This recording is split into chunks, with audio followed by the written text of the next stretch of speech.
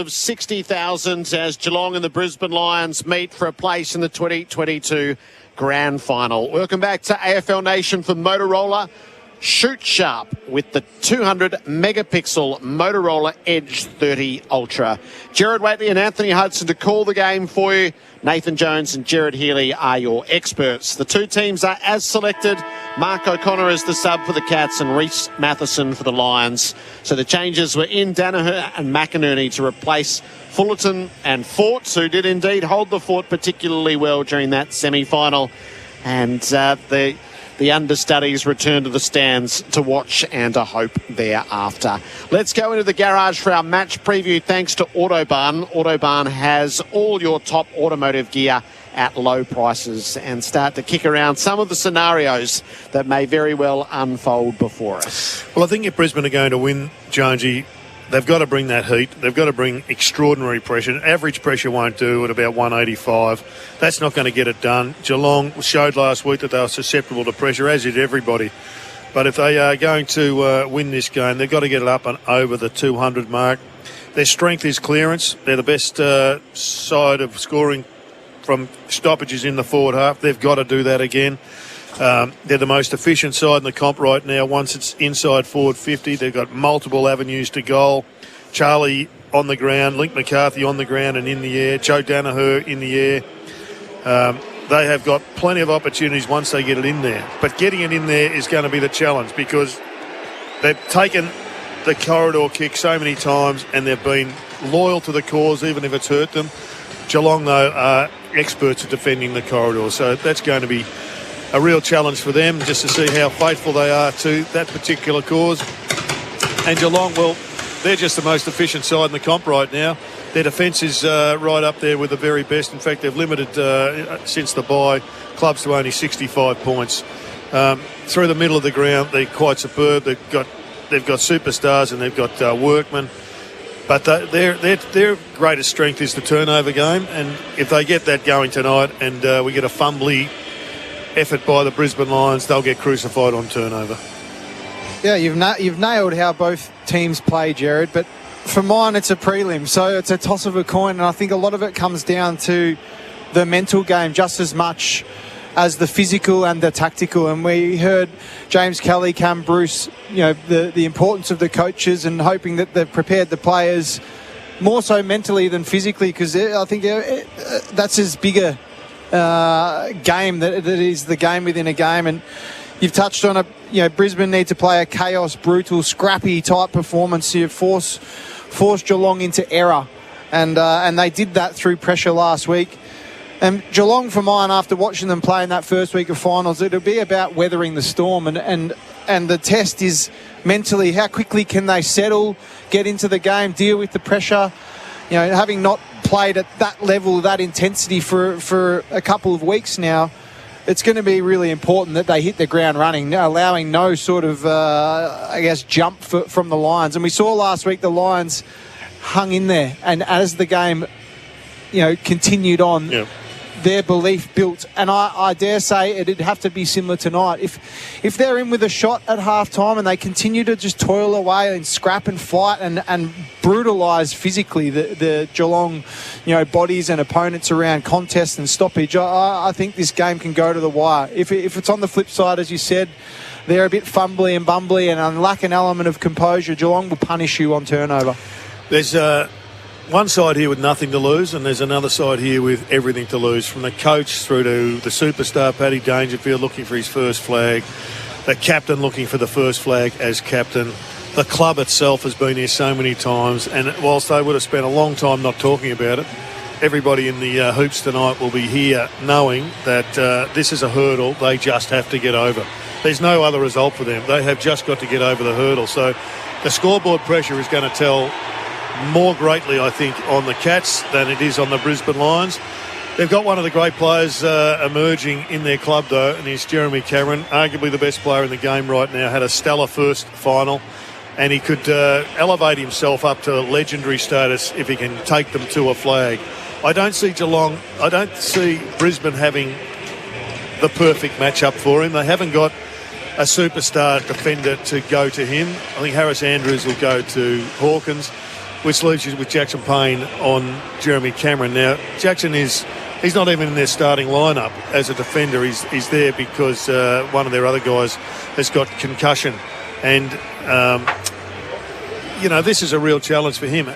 It's a great scalp for Payne to be able to take. He's got the athleticism to go with him, but it's also one that could get away from them. So we've just been told that Chris Fagan said on Fox Footy that he's going to give Darcy Gardner first look at Jeremy Cameron. Well, Darcy Gardner's in form. It was the best game I've seen him play last week, and he did it on Fritz. And this will be a different challenge for him, though, because he'll be going up to the back flank. He'll be getting charged on the way down. So he's going to have to... We're going to find out how fit and how much of a midfielder Darcy Gardner can be. That's if he goes with him. He may drop off at the 50-metre mark or the back of the square and let him roll. It's a bit of a novelty for Cats when they've hosted finals at the MCG. They actually have the crowd on their side this time rather than playing Collingwood or Richmond. And there'll be a few old Lions here. They will, as we saw last week. Yep. One of my old mates, Sarah, the pool inspector, he'll be here. He's a Lions man. He's a big SEN fan, so he'll be tuning in. We're dressed thanks to Ringers Western. Ringers Western clothing looks great in the city and toughs it out on the land. Who are the players who need to fire up tonight for Barbecues Galore? Barbecues Galore, who's been on fire during finals. Well, we just found out one. Gardner has to fire up on the superstar just waiting to be elevated in Jeremy Cameron. Well, on the little rundown we have here, I've circled all four of the Brisbane players: Neil, Cameron, Hipwood, Rich, and you'd have to add Berry into that mix after his performance last week. But those four guys in particular, in different ways, different facets of the game, really impacted the result. And you'd suspect that they're going to have to do the same again. And the interesting one for mine is the inclusion of Danaher and McInerney. How does that play out? I think ultimately Danaher has to buy into that chaos, pressure, chase, tackle as soon as the ball hits the ground.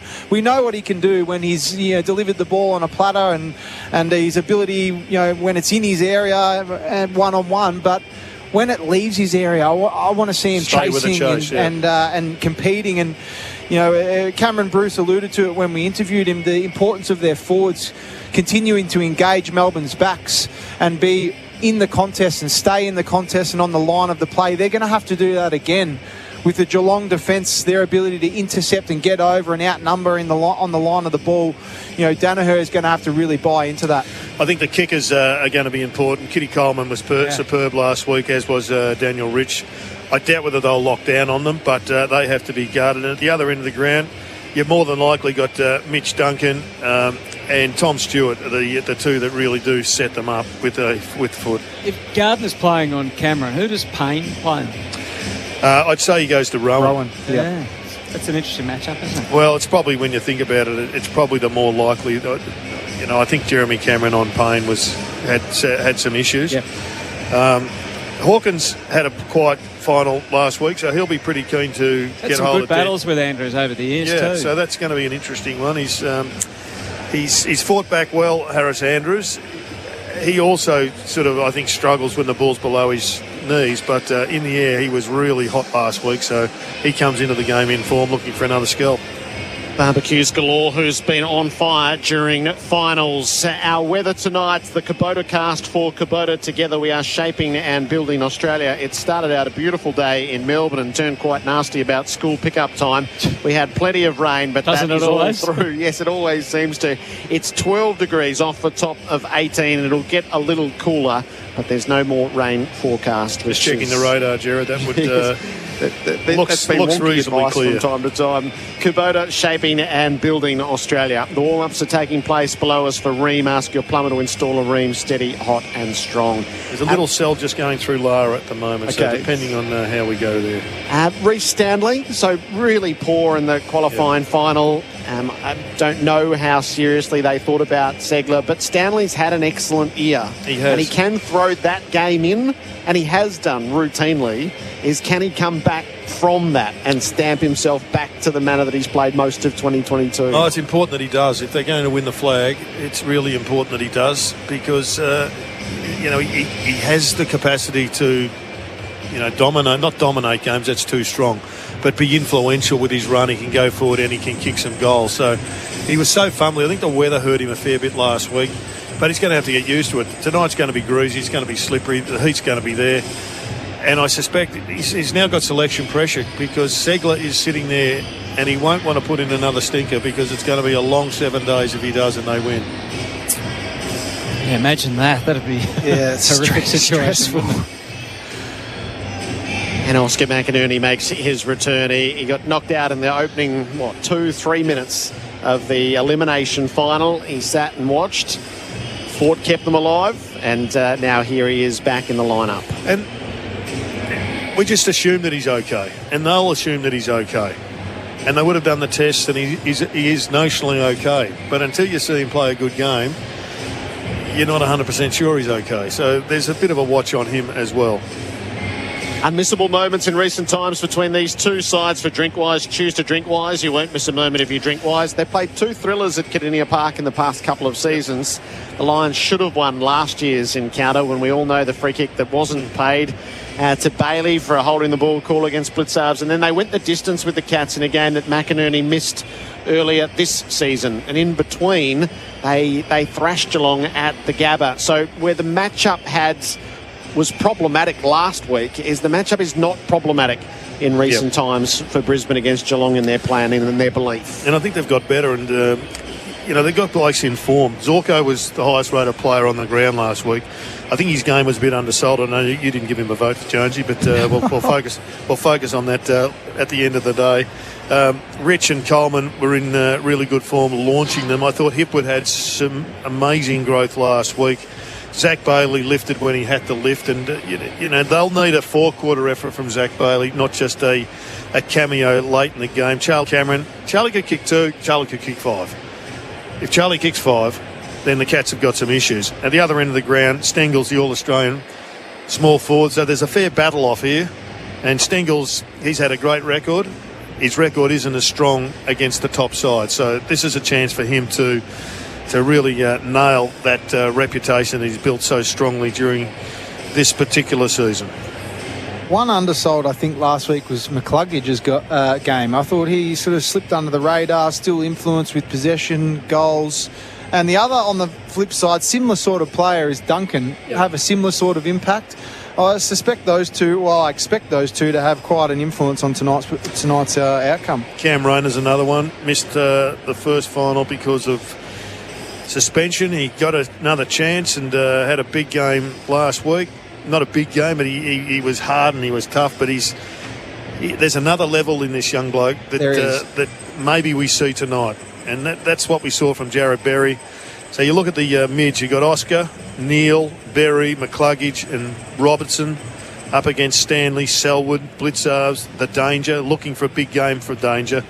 Guthrie and one of the shining lights of the season in Atkins.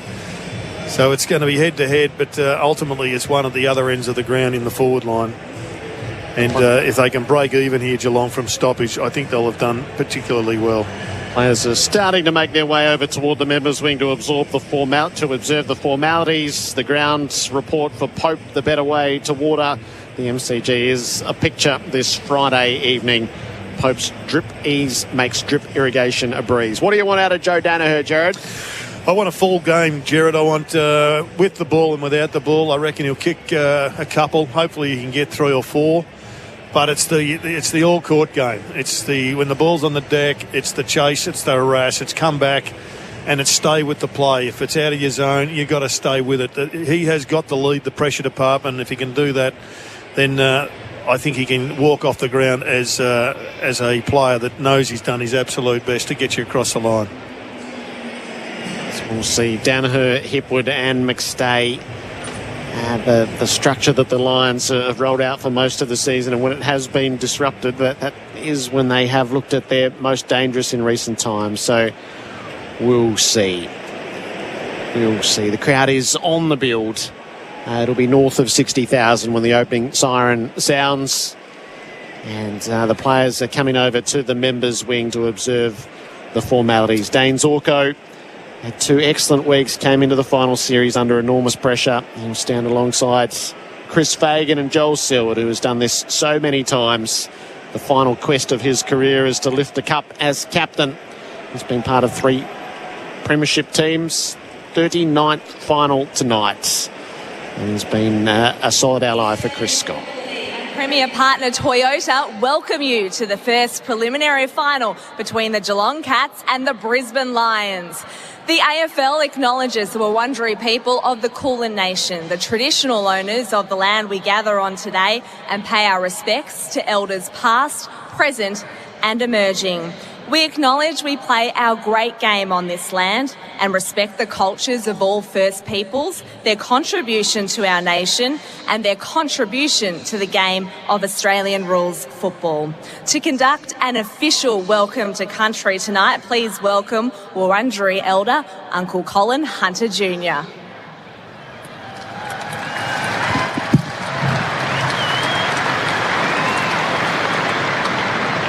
I'd like to start off by acknowledging that this evening we are meeting on the lands of my ancestors, the Wurundjeri people, and I'd like to take this opportunity to pay my respects to my elders, both past, present and emerging, elders from all nations, but I particularly want to pay my respects to them gathered here this evening. Woman Jekka welcome. Wurundjeri Balik, Yimin Kundi Bik. The Wurundjeri people welcome everyone to land today. Wurundjeri, no, Buddinbor War, Kondi Nagnak, Dubin and Big Bullock Bor, Tillican. The Wurundjeri people want to look after and protect the land as they did long before. Wurundjeri country extends from the inner city of Melbourne. It goes across the mountains of the Great Dividing Range, west to the Werribee River, south to the Mordialloc Creek and east to Mount Borbor. And the Wurundjeri people are part of the Kulin Nation and of the Walrong language group. And while you're on Wurundjeri country, you're most welcome to the traditional lands and the waterways of the Wurundjeri people. So, Woman Jekka, enjoy the game. Thank you, Uncle Colin, for that wonderful welcome to country. If you are able, would you now please rise and join with the coaches, players and umpires for the Australian National Anthem performed tonight by the amazing Bonnie Anderson.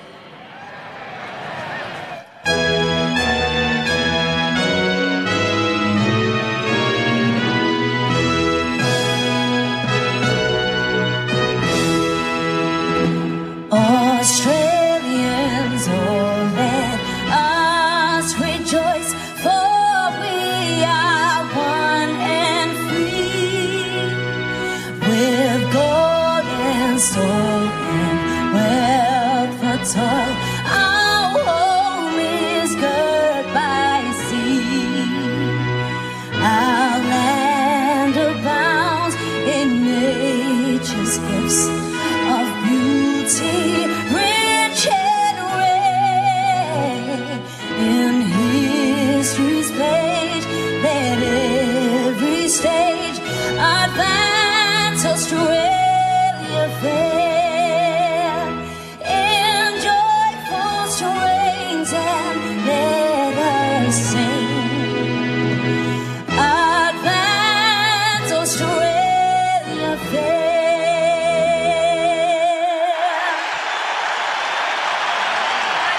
A roar befitting the occasion, a preliminary final at the MCG, and the crowd has swelled to closer to 80,000 as we head towards the opening siren. Geelong and the Brisbane Lions about to do battle. Our vantage point is the Coates commentary box for Coates. We're more than higher. We're equipped for anything. That was a good roar, I know, at the end of the anthem. It most certainly was, Jared. Befitting the occasion. I've got a few shivers, not sure because it's about 12 degrees or because of the occasion, but can't wait, Jonesy. What are we looking for? Where will the binoculars turn to as the players set up here at either end of the ground? Both groups have come together at centre half forward, haven't quite got in tight yet, but where are we looking? I'd expect a real statement to be made through the middle of the ground, and obviously prelim, you really understand the stakes early in these games. The players will be throwing their bodies at the contest, and there'll be nothing left out there. And I suspect the boys in the middle to really set the tone for both teams. And I think we touched on in the pre-game. I think the team that settles the most and can find their composure, but still bring that sort of fire in the belly and that aggression and brutal contest to this game will be the team that comes out on top. A final word for Shawl Unify, your national uniform and workwear experts. Well, I'm looking at Jeremy Cameron. I want to see how he plays. I want to see how Darcy Gardner goes on him, because he could just blow this game apart if he puts in an absolute blinder. I was thinking maybe Starcevic could go to him. I know he's undersized, but Jeremy's a runner just as much as he is an aerialist. And maybe that's an opportunity. They've got Jackson Payne that could go onto him as well. I think we're also looking at Lachie Neale, who may well be a dual Brownlow medalist on Sunday night. Paddy Dangerfield, he will feel the pressure. He knows that this is his moment. This is his chance to fulfil the legacy that he's been dreaming of since he was an 8-year-old. That was all for Autobahn. Top Gear, low prices. The opening bounce is pending now. The countdown to the siren. The opening bounce will be for Tyre Power, your match day favourites for tyre safety. Joel Selwood starts on the bench. Anthony Hudson with you on AFL Nation. He put out of the goal square. McStay at centre half forward. He's in fact on a wing, and Big Joe, 30 metres out from the sticks. The unmistakable tension of a preliminary final hangs over the MCG on a cool, damp night. But for now, the conditions are fine. Oscar McInerney and Reece Stanley. Centre bounce favoured McInerney, and coming through Neale. Perhaps a Brownlow medalist again comes Sunday night. He kicks to the wing, and Holmes watched it all the way. Tracked it for the Cats. Marked, kicked a low ball to centre half forward with the flight. Patrick Dangerfield. It wasn't the best looking kick through the air, but I'm sure Max Holmes would be delighted with that result. He had to look to the night sky, Patrick Dangerfield, to find it, but find that he did. Well, it's not his most reliable asset, the goal kicking, but he can get on a roll, and this may be the significant issue for the Cats over the next 2 weeks. Can Dangerfield go forward? Can he actually bolster that goal kicking prowess? 45 seconds into the preliminary final. Patrick Dangerfield goes back and kicks through. First goal in under a minute, and it's come from their seminal leader in Patrick Dangerfield. Yeah, he got his way through that one. He often drops back and it goes askew, but probably started. Lachie Neale came out of the centre, was looking for a handball release. There was no one coming past, so he blasted the ball to the wing. It was a really good intercept mark, and the turnover was excellent. So great start to the Cats. Dangerfield running back with a flight of the ball, and went back and nailed it. So that's an awesome start for him. It's exactly what we touched on, Jared, the ability for Geelong to be able to create a turnover and how quickly they can punish. Holmes quickly plays on, and they go bang. AFL Nation for Motorola. Say hello, Moto, with Motorola. Cats a goal. Bounced back in the middle. McInerney clean down to Neale. Threw it onto the boot. It bounced up at half forward and got past Charlie Cameron. Duncan gathers for the Cats and kicks down the wing. It favoured Payne in flight, and he stood his ground in front of Rowan to mark. Well, Tui's up on the wing, which is interesting. Payne goes wide to half forward. Robertson was the target. Duncan the spoil, and Holmes played crumb. The Cats with the outnumber. The kick's aggressive. It almost worked. It got through Smith and it found Dangerfield, so it did work. He probes a little shorter. Duncan gathers. Kicks to half forward. Jeremy Cameron on a marauding lead. He's too far out himself. He's gone for Hawkins. Andrews got the fist in. Jarred it clear. And over the boundary to be thrown in. No signs of the jitters for the Cats. They look sharp and clean around the contest. Yeah, it wasn't far off that combination, was it, between Cameron and Hawkins. Boundary umpire is 40 metres around as they kick to the steady end. The throw in, sharked and cleared by Starcevic for Brisbane. Henry and De Koning both there, and De Koning takes the mark. The Cats had the extra number and used it well. He plays it back to Henry. They look to switch, although that is telegraphed to some extent. They can work the loose. Cameron was putting pressure on Stewart, but he got the outlet kick to Kolodjasny, who has the MCC members wing to himself. Indulges in a bounce and then plays it wider to Tui. A kick and a half out.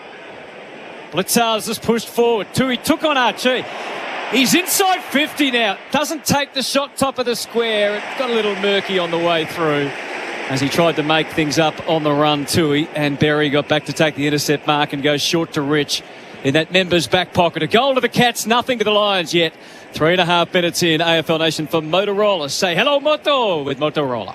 Rich had eyes darting. He kicked from the boundary. Danaher's on the long lead. Stewart was with him. Ball gets to the back to be run onto. Bailey had first play. Couldn't take possession. Towed it forward. Buse cut it off to Cam Guthrie, who's dragged over the boundary by McStay. Great chase by McStay. It was a 3-on-2 there in the favour of the Cats. So to drag that down was an excellent effort. Jared Healy for Shaw uniform experts. Haven't penetrated their attacking half yet, the Lions. Cats a goal on the members' wing. McInerney decisive tap right to the boundary. Berry tried to keep it in. Dangerfield dragged him over. Certainly had Berry going to Dangerfield the last couple of stoppages, and Guthrie spent a little bit of time on Neil. Got an extra in defence here at the moment, the Cats. Dangerfield tags out. Selwood comes in and he goes crashing into Neil. So maybe it's the skipper who'll go to the Brownlow medalist. Berry pushed in the back by Myers. He tumbled all over him at the stoppage. So they've got to know that there's an extra in defence here, and Rich has got to pick it up instead of kicking it straight to him. He's the kicker. Lions inside 50. Cats had good representation in the air. Stanley gathers, ran himself into a tight spot. Had to throw it onto the boot. Jeremy Cameron's got the field to beat. It's punched away by Gardner and over the boundary. Left half forward for the Lions. The Tyre Power scoreboard, your trusted tyre experts. The Cats, the only scorers a goal. Well, good punch there by Gardner. I don't envy his challenge tonight. It's a big task. Bit of ringer Rosie going on in front along the midfielders. Stanley, clever tap to Tui, who was waiting behind. Kicks to half forward. Lions well represented though in Payne. And had a couple of early wins. Takes a good mark. Jonesy, just your thoughts on Tui when we get a break. He's been there on his own in that sweeping role at every stoppage, and that one was just too easy. Archie took the short pass, and then the obvious was down the line to Rich, who we know can belt at 60 metres if he chooses. Or can he find a more conclusive target 45 metres down the line? And that was Bailey into the right spot behind Tui. He's got the kick. McInerney has pushed forward into the goal square, and Joe's there as well. McInerney both hands to it. At their feet, the Cats have 4 to sort this out. Buse to DeConing. It's not clear yet. Kolajasny on the overlap. Just released it to Blitzarves. They walked the fine line, but walked it successfully. Back to the wing. Cameron played spoiler. Loose ball gathered by Payne. Interesting decision to keep it in. And the Cats, through Gary Rowan, walk it straight back out. It's still a goal to nothing. 6 minutes in for Makita. Well, they just look like they've always got extra numbers at each contest at the moment, Geelong. Starting with an extra 2 in defence. Ball comes spinning in. Stanley took front position to the front this time. Selwood couldn't get onto it. Atkins flipped it up, hoping for Tui. The umpire said there was a bit of holding, perhaps, on Atkins.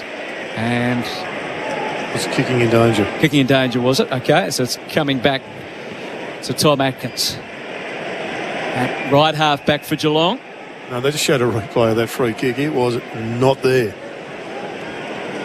Berry the transgressor. Just happy to be out there after last week. What a second half he had. Atkins kicks to the wing. Flailing arms of Selwood opposed to McCluggage. Neil with class came through. Decisive handball to Starcevic, but can't say the same about the left foot kick from McCluggage. It went spilling off the boot out of bounds on the full. So a Geelong ball to Mitch Duncan. Almost call it the wing as they work the members' side through 7 minutes in this opening preliminary final. On the Makita clock, rule the outdoors with Makita. Duncan pumps it up to half forward. Blitzarves is his target. Front position, couldn't hang on. Myers underneath, rode the tackles, got stuck in the second. Given latitude, got it off to Blitzarves, who's dragged down, ball it up. Yeah, plenty of latitude there. I don't mind that though. Bloke's gone in and won the ball. He's got to be given a chance to get it out. Right half forward for the Cats. McInerney flicks it down to McCluggage. It's a bumbling kick. It favoured the Cats. Zach Guthrie did a good job, knocked it to 2. He got it back, but by the time he did, he was hot. McCluggage wrapped him up. Well, they haven't been able to find anything through the corridor right now. The Lions haven't had any free flow at all. Ball up front edge of the centre square. McInerney put the fist through it. McCarthy dispossessed. Berry off the ground. Takes a bit of territory. Danaher came spinning through. Did really well to create the play. Off to McCarthy. Now the Cats had numbers back, so he kicked it wide, but not really wide enough. It's easy meat for Stewart. He guides the play out to Tui. Back inboard to the attacking position for Duncan, and Stewart's allowed to run. He pierces centre field. Jeremy Cameron knocks it down, and he'll get back. Heavy contact. Henry and Gardner. Jeremy Cameron slapped it out the side for Holmes. The Cats are able to set. Kicks for Stengel, knocked on by Cameron. Starcevic lent a hand, and the ball is out of play, 60 away from the Geelong goal. You touched on Tui before, Jared, and I've just been watching the last few minutes. He's had a lot of latitude on this wing. He's saying really connected at the stoppage and getting really involved as a sweeping, quarterback-style winger. 9 minutes in, throw in half forward for Geelong. Blitzarves and McInerney tangle at the loose ball in front of them. Is still there to be taken. Not much room for Starcevic to get out, though. One of the biggest issues is that Tom Stewart's just sitting 30 metres behind as a goalkeeper, and I think they've almost got to put someone on him. McInerney the tap. Fossicking hard was Blitzarves. He was matched in the end. Selwood took it but was taken by Robertson straight away. Umpire said play on. Eventually it did sneak out. Grabbed by Holmes, but not much room for him. Couldn't get away from Rayner. Latching on with the tackle. And another ball up. So they do have 6v6 ahead of the ball, the Lions, but the Geelong Cats are sort of structuring up, just creating that seventh defender with Stewart. Blitzarves the tap. Zach Guthrie the subject of multiple tackles. We're not going far at the moment at left half forward. By the look of that sort of structure, they're conceding stoppage but wanting to create the outnumber in defence. Starcevic was the receiver of the tap that time. McCluggage put the head down and did burst the tackle. Got through to Danaher, back through the traffic. Rayner zigging, zagging, getting clear. Kick towards McCarthy. Oh, well done. It was designed for Hipwood, but McCarthy back with the flight. Was able to reel it in very skillfully with the left arm and then kept it safe as he tumbled. Well, I'm not sure what Zach Bailey is doing, but he's flailing his arms around and basically saying, kick it to me. The bloke's on the ground. He hasn't even got off the deck yet. It was a big effort, though. Cam Rayner, smart play. And this time he didn't bomb. It was probably going to Eric Hipwood, but McCarthy got his hand in there. 29 games he played with the opposition. He was riddled with injury. What a successful move it has been. He'd love to turn this into a long, impressive goal. All of 50 metres, and he covered it comfortably and bang on line, linked McCarthy. It's a goal each at the MCG. Brisbane's just showed us the blueprint. I just touched on the fact that the Cats are conceding stoppage and creating a +1 in defence, and their ability from that set play, that stoppage, Rayner's nous to use his numbers around the contest. They ran and carried out of that stoppage, used the advantage that they had with their +1 at the contest, and were able to work their way through Geelong's defence for a goal. And it was a beautiful finish in the end from McCarthy. Interesting, Charlie Cameron spending a fair bit of time. I know he's back onto the ground now. Thank you, A goal apiece on the Tyre Power, your trusted tyre experts scoreboards. 12th minute of the opening term. Makita rule the outdoors clock. Berry and Dangerfield side by side. McStay and Blitzarves, the understudies, are in the ruck. Blitzarves wins the tap. Free kick going Neil's way. He was held illegally. Quick hand pass to McCluggage. Kicks to Bailey. Inside 50, Berry ran. Bailey didn't pull the trigger on the kick. Got called to play on. Had to send the Rainmaker to the top of the square. Knocked away in defence. Bewes to DeConey. Ran straight into Charlie Cameron. Released the footy. Berry got taken down with it. It's firm around the footy. Ball it up. Charlie Cameron's pressure right now is elite. He is really hot at the moment. Bit stiff there. Was knocked out in the tackle. No prior. Good call. Tossed up in the goal mouth for the Lions. Danaher protected the drop zone. Bewes came cannoning through. Selwood laid the tackle on Bailey. Try again. Well, they've settled all right, the Lions here, Jonesy. They have got themselves back on the score, got on the scoreboard. Blitzarves knocks it into the pockets. It was open space and it was shut down by Atkins, who wins the hard ball. Payne is well set. Rowan made the spoil. The Cats might come. No Myers. Hand pass picked off by Starcevic. Straight back inside, and Dangerfield across the front of Rayner. Stylish mark. It was decisive, and then he bolts off half back. He kicks beyond the centre. Asked a lot of Hawkins. Interference was run by Wilmot, and McStay gave the handball forward to McCarthy. High ball. Skied it to 40. DeConing waits a long time under the footy. There's a bit going on off the ball, but nothing. Now, Joe's got to come up and make a contest there. That just had to be hitting the ground. Swings to Duncan, who had Cam Guthrie, but the kick was just that little bit off. And he knows it, Mitch Duncan, even though Guthrie reminded of him, and the ball was fisted over the line and out of bounds.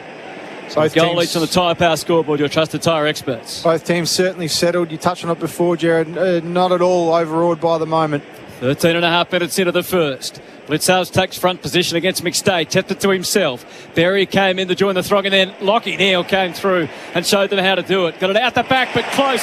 Smothered Berry, goes after it again, close in the long sleeves. Hand pass to Myers, who kicks in a frenzy in a rush that wasn't really needed.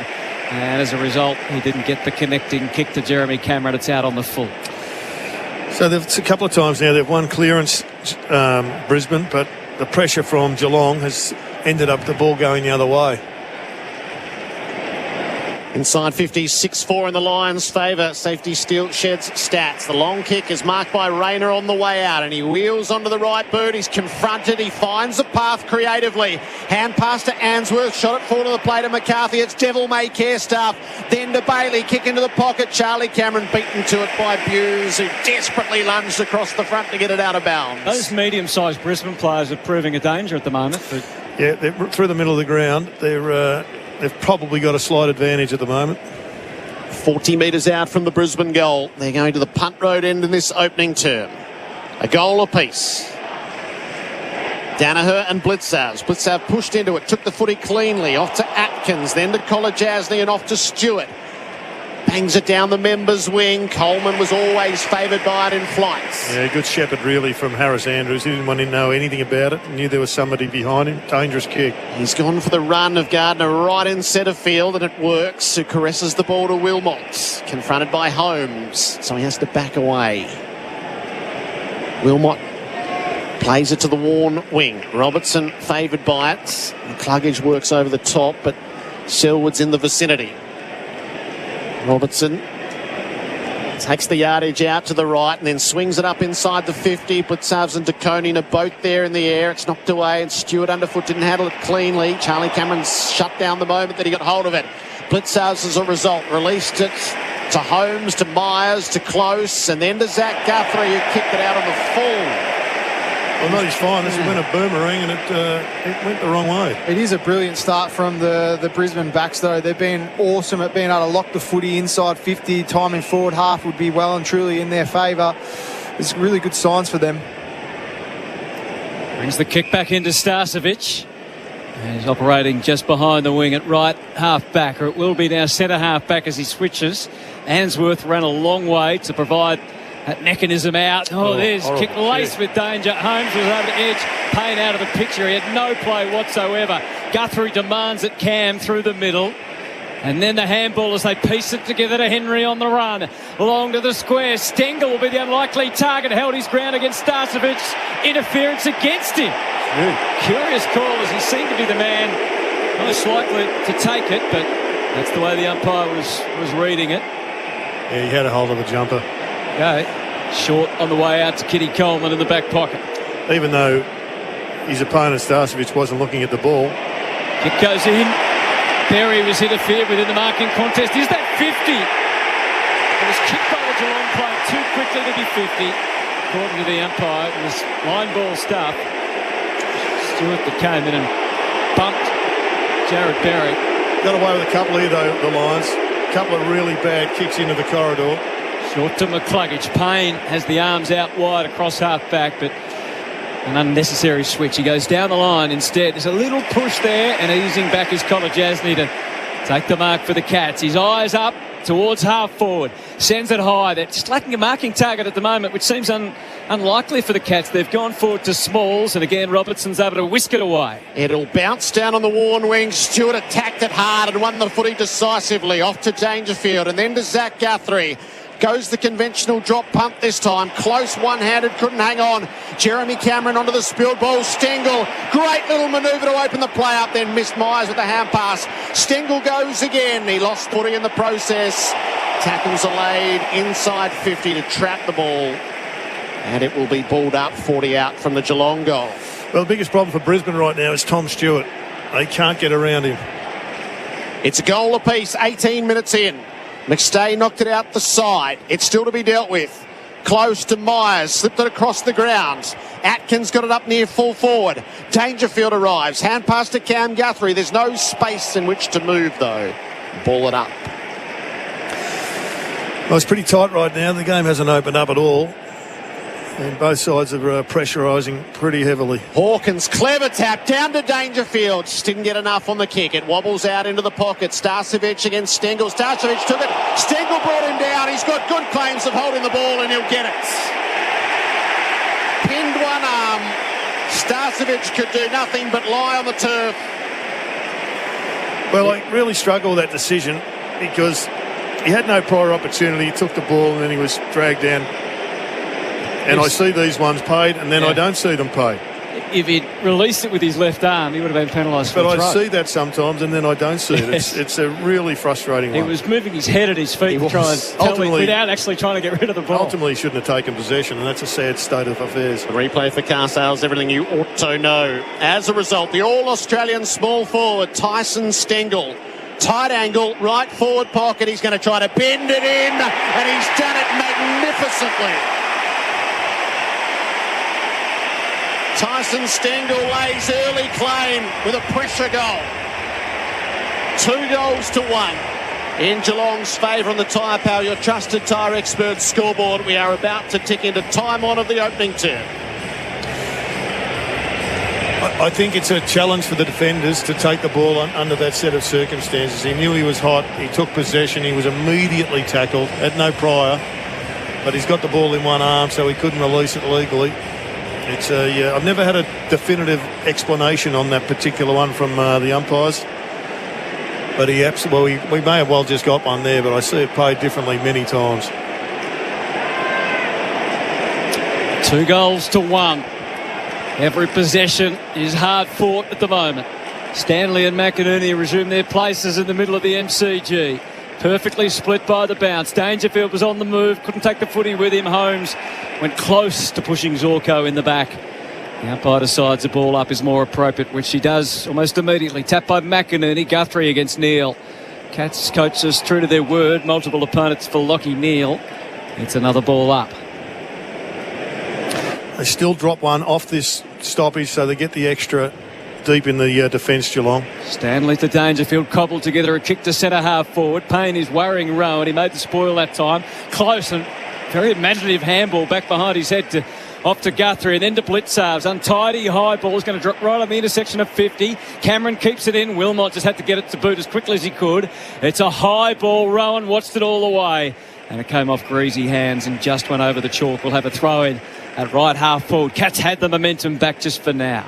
It's absolutely by design, the +1 that Geelong are creating. Yeah. They're conceding stoppage and wanting to create turnover, and off the back of that are trying to punish Brisbane.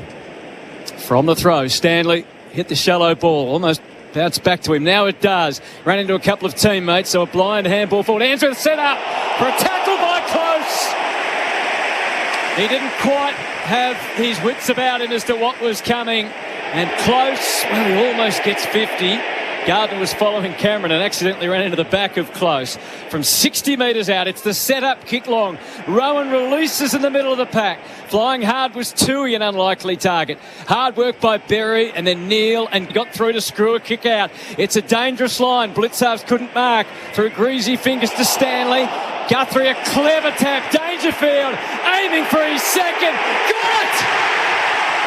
Oh, what a start from the champ. 2 goals in the first 22 minutes. One, a deliberate set shot. That one just football instincts to get the ball on the right path to goal. Geelong have 3, Brisbane have 1. The Cats lead by 12. Tyre Power, your match day favourites for tyre safety. Well, their forward half pressure has set them up in this last 5 or 6 minutes. Been really good, and Dangerfield on the end of a really good hit out, I think it was by Guthrie, was just superb there. He had a quick sight and unloaded, and he looks like he's heading very quickly towards BOG performance. And you felt the shift in that momentum last 4 or 5 minutes, and the efficiency of Geelong to put 2 on the board, where all the play was in favour for the Lions prior to that. Dangerfield running hot for Ream, steady, hot and strong. He has come to the bench though. Stanley wins the tap. They all slipped over and Selwood went gliding through. He's kicked it lace out for Hawkins. All the Lions on ballers were strewn on the turf. Well, it's been an explosive 5 minutes, a couple of tackles, big goal from Dangerfield, centre clearance, as you said, Jared. They all went to ground. And then Selwood just looked up for a bloke he's known since he was a boy in Tom Hawkins. This is the combination, Selwood and Hawkins, who have guided Geelong to so much success. Hawkins from 50 metres out, leaps into it, made terrific contact, it faded late and misses to the right. The first miss of the evening, 3-1 to 1 straight. The Cats by 13 for tyre power, your match day favourites for tyre safety. It would have been keen for him to kick a goal early after he was pretty quiet in that first final. You almost sensed when Selwood ran out of there unpressured, he looked for him. Busy. He did have options further afield. They pieced together a couple of short passes on the way out. Bailey, good connection for Answorth, although the height of Blitzars proves a problem. He made the spoil. First to his feet was Noah Answorth. Pumps the hand pass to Danaher. Didn't look, just put it onto the boot. Volleyed out of the air by Duncan, so not much science to that. Zorko fought a very good fight from ground level towards the boundary line. And Kolajasny happy to take it there and be on for a throw-in. Makita Clock will the outdoors with Makita. 24 and a half minutes into the opening term. Geelong 3-1-19. And Brisbane a 1 straight 6. Form up around this throw in at half forward. Brisbane heading to the punt road end. Blitzar's been really important this last 10 minutes. Stanley got to the front, got the tap, greeted by Joel Selwood in this record equaling finals appearance, number 39 off the left boot to half forward to equal numbers. Pressure for Payne, although Rowan went to ground as the ball was dislodged, but he did a good job. He won the 50-50 and got it out of bounds, and now Geelong can reposition at the opposite half-forward flank. Yeah, really important stoppage. Selwood coming through, getting some territory, getting it out of the danger zone. Berries on Selwood with Dangerfield on the bench. 60 out from the Geelong goal. At the throw-in, Blitzar's tapped it down to the front. It came the way of Close, who bumped it up to full forward. Payne led the way out. Hand pass to Berry, threw it over his head, back to Payne. Then to Answorth, hemmed in on the boundary. High kick, they have to fly. De Koning, 2 bites, not quite enough. Bailey stripped of the ball by Zach Guthrie, who laid a winning tackle. Ball it up. NRL semi-final tonight around the grounds. Chemist Warehouse, great savings every day. The Eels 14, the Raiders 0. Rayner's got it at the source. Clever kick inboards. McCarthy links the hand pass up. Neal on the go-by. Gives it to Coleman. Kicks to full forward. Lovely. And That is the Archie best passage marks of play. it. Sorry, Jared. Best passage of play of the evening of either side. That was just superb. Little handball. Started with Rayner. And then a couple of dinky kicks. But then finally, Kitty Coleman. That was just superb to Archie. Waited to go over the top of Tui so that Archie could mark in the right forward pocket. Desperately need this one. Just to drag back a little bit of ascendancy. And a huge impact in the elimination final as Callum Archie from the angle threads it through for a goal. And the Lions halt a bit of momentum against. 2 straight. The Cats 3-1-19. That is on the Tyre Power, your trusted tyre expert scoreboard. Both the Brisbane scores have come from stoppage, and their ability to recognise their I guess, outnumber in that phase of the game. Use their hands and use their decision making to pierce their way through the Geelong defence, and you get the ball in the hands of a kicker like Kitty Coleman there, and he is going to find a target 9 out of 10 times, and it was a beautiful kick to Archie. But that's the blueprint for them tonight. If Geelong are willing to give up a number at stoppage, when they get their hands on at the lines, they have to use their numbers. For Spitwater, Matty Cox, what do you got downstairs? Yeah, Berry's just been receiving some treatment on the bench for a cut eye, so the doctors have just finished patching him up, so should be back out there in the not too distant future. Spitwater tough and ready, just like Jared Berry. 19 plays, 12. Centre bounce favoured Stanley too much at they ended outside the circle. Well, Dangerfield's had 8 and kicked 2. He's having a huge impact. Still resting on the bench at the moment.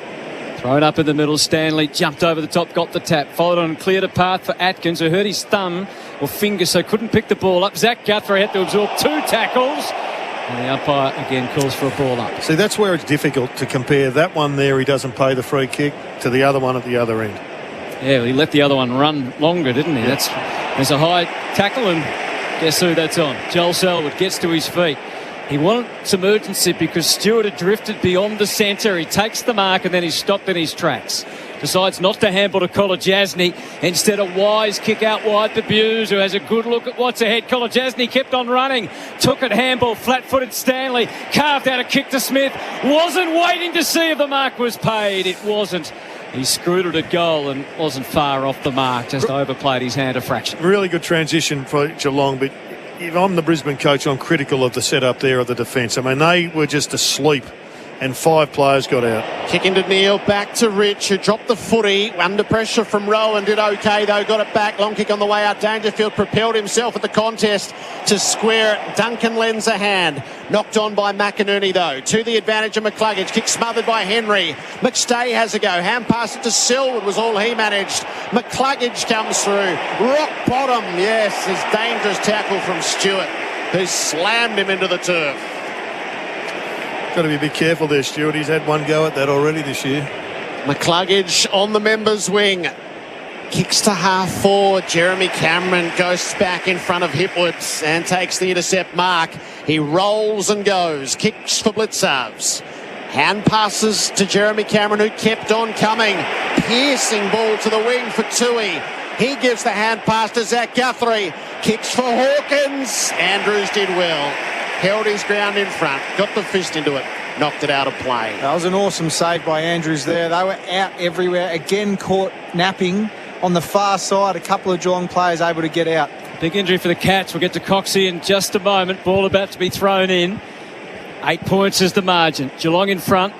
And pressing here, Hawkins always dangerous from the boundary throw. And though he tapped it to the front, Selwood went sliding in. Did he take the legs out of Robertson? He fired the handball to close. Play on was the call. He wasn't quite sure where to go next. It's back out. Coxie. Yeah, Atkins just gone down to the rooms. He was in a bit of discomfort under his rib cage on the right-hand side. So it wasn't a finger. It was under his rib cage on the right-hand side. He's down in the rooms now. Thank you, Coxie. And that is for Spitwater Tough and Ready. He showed immediate discomfort, as we called, from the throw-in. Hawkins tapped behind him that time. Smith wasn't far off connecting. Wilmot's kick, a half-distance one. Scrappy towards the line. Rayner playing in front. Showed a clean pair of heels to Zach Guthrie. Off to Zorko. Can they construct something meaningful? No. It just bounced on the edge of the chalk.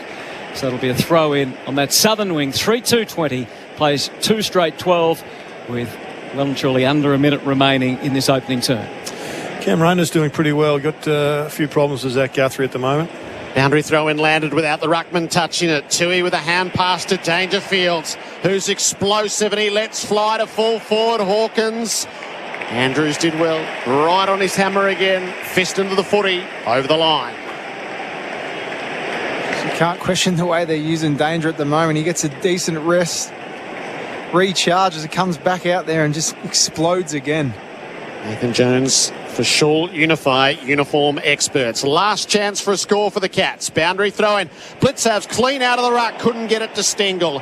Wilmot rode the first tackle. Got stuck in the second. That's holding the ball.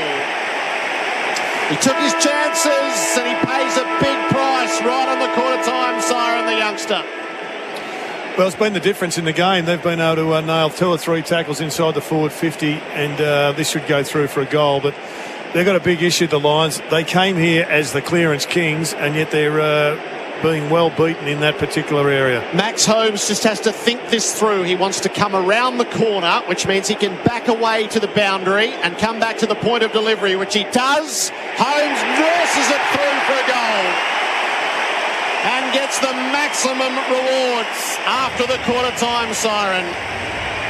The Cats will take a 14-point lead to the first change. 4-2-26 to the Lions, 2 straight. Dangerfield's kick 2. Holmes and Stengel 1 each. Archie and McCarthy, the goal kickers for the Lions. The Tyre Power Scoreboard, your trusted tyre experts. Geelong by 14. This is AFL Nation for Motorola. Say hello, Moto, with Motorola. Kicked a low ball to centre half forward with the flight. Patrick Dangerfield. 45 seconds into the preliminary final. Patrick Dangerfield goes back and kicks through. Rayner zigging, zagging, getting clear. Kick towards McCarthy. Oh, well done. He'd love to turn this into a long, impressive goal. Darcevich took it. Stengel brought him down. He's got good claims of holding the ball and he'll get it. Tight angle, right forward pocket. He's going to try to bend it in, and he's done it magnificently. Guthrie, a clever tap. Dangerfield aiming for his second. Got it! Oh, what a start from the champ. I'm loving it moments for Maccas. The Monopoly game at Maccas is back. Cats by 14. Jared Healy, Nathan Jones. Well, Dangerfield stamped his authority on the game, and it was a quarter that swung on momentum, and I think the Cats just capitalised on their opportunities. I did like what I saw early from the Lions, but I think the Cats' polish, and in particular when they were able to get control of the footy in their hands, they looked really slick off half-back. Yeah, I think they've got a couple of problems, the Lions. They've got an extra man at stoppage, and yet they're losing stoppage around the ground. And they've got a problem with Tom Stewart. They've been able to get that ball out of the defensive 50 way too much if they're going to go on and win this game. So a couple of issues to address. The bounce for Tyre Power, your match day favourites for Tyre Safety. McInerney wins the opening tap. It's another disposal for Dangerfield. A kick without penetration. Cam Guthrie hand passed it forward. Payne beat Rowan to it, and Rowan tumbled into his back. So Payne is decisively winning that matchup through the early phase. He's looking left and right. He's going to play left, so wide to the worn half-back flank. Andrews has been right on the spot whenever tested by Hawkins so far. Long down the line he goes. Kolodjasny had best access, ended up getting dragged. And there will be a free kick to Jake Kolodjasny. He's got a little bit of strapping on the right knee, which saw him subbed out of the qualifying final a couple of weeks ago. Kolodjasny kicks in the Hawkins direction. Andrews the spoil. Myers the crumb. Hand pass to Cam Guthrie. Kept it alive to Tui. Shut down by Answorth and driven over the boundary for a throw-in. 60 out from the Geelong goal. Dangerfield leads all comers for disposals. The safety steal sheds stats. Andrews continues to have the edge on Hawkins. The defenders largely doing a pretty good job. Under pressure again here, throwing it a half forward. Stengel got himself dangerous. Sent it down, Payne behind Rowan, who almost held on long enough, not quite according to the umpire, which seemed the correct call. It's bobbling around a little longer. It's not going to go any further, a ball up. Guthrie working really hard on Lockie Neal at the stoppage at the present time. They're rotating, as Jonesy told us earlier in the piece. Hawkins rucking against McInerney. At his feet, he picked it up. He handballed in hope more than anything. Wilmot grabbed it knowing full well he'd be tackled. And again, another ball up. Hawkins wasn't quite ready for that one, but he adapted pretty well. Had a contest against McInerney. McCluggage took a bit with him as he tried to force his way through, but it's heavy going for all comers at the moment. And another ball up, this time with Bean. Shifted a couple of metres outside the 50 now. So in the goal square, Jeremy Cameron up against Darcy Gardner. McInerney took it out of the ruck, dropped it to his boot. It didn't go anywhere. McCluggage hand passed to Berry. So we get out of the skirmish at half back, but it's going to come straight back because it's out on the full. Kolodjasny gives a bit of ground to Stewart. And the Cats are going to switch angles to the near side. Bewes has run into space. Holmes wider. Bewes took on Charlie Cameron, got caught. Hand passed it away. Robertson propelled himself in to keep it in dispute. Bewes fumbled. Robertson's going to win this ball. A well-won ball too. Off to Bailey. Not a great hand pass to Charlie Cameron. He'll still get there though. Gives it back to Bailey. Forward of the play now. Robertson with a chance. He threads the pass up near Danaher, but to Koning. Jammed in the middle of the pack. Takes the mark. Well, it was really good football by the Lions to win that ball back. But then to give it away as cheaply as that was disappointing. It was to a one-on-one. Myers and Rich and Twine. The ball goes to the front of the pack. Chance for the Lions. Robertson a hand pass. Under pressure immediately was Hipwood. He was dragged down. He dropped the ball, but no prior according to the umpire. Myers looks like he's doing a job on Rich at the moment. Yes, trying to, I think. Yeah, he's doing it pretty successfully. 14 points to margin, thrown up. Stanley meets McInerney in the air, got the tap, blitz half scrounge. It went back to McInerney, the big O. Up to the 50. McCarthy got clear of Henry, then promptly dropped the mark. Good enough to adapt. Handball to Bailey. Henry just dived in on top of him high. It was reckless. He wasn't thinking clearly there, Jack Henry. Maybe accentuated a bit by the fact that Bailey kept his head down, but nonetheless, it was not the right approach. To say the least. Bailey has an opportunity for a long goal. Like, nailed a couple in the last quarter. He's a beautiful kick. This is certainly at a 70% range for him, I reckon. He's proved himself in big moments, Zach Bailey. It's only early, but it feels pretty large right now. Early in the second term, a 51-metre hit. Yes! Held its line. And by virtue of accurate kicking, the Lions have stayed in this contest. Back to 8 points.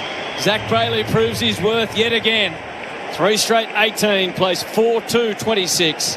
And that's for Maccas. The Monopoly game is back. Well, they don't look as if they're this close, Jonesy, to me. Geelong look like they're the sharper. They look like they're the more dangerous side. And yet they're just 12 points. In fact, they're only 8 points behind. So it's a good effort by the Lions. They're working really hard. I will not risk writing them off, there's no doubt. After last week, it's got all the signs and it just smells like it. They've just got to hang in there. We touched on it in the pre-game. If they can just, keep within a finger's distance of the lead, they're every shot. Cats by 8 on the McDonald's scoreboard. The Monopoly game at Maccas is back. Through the middle, McInerney had eyes to get it forward. He ended up soccering it off the ground and it went wide to half forward. Holmes will get there first. Robertson muscled him off it. Robertson's had a productive few minutes here.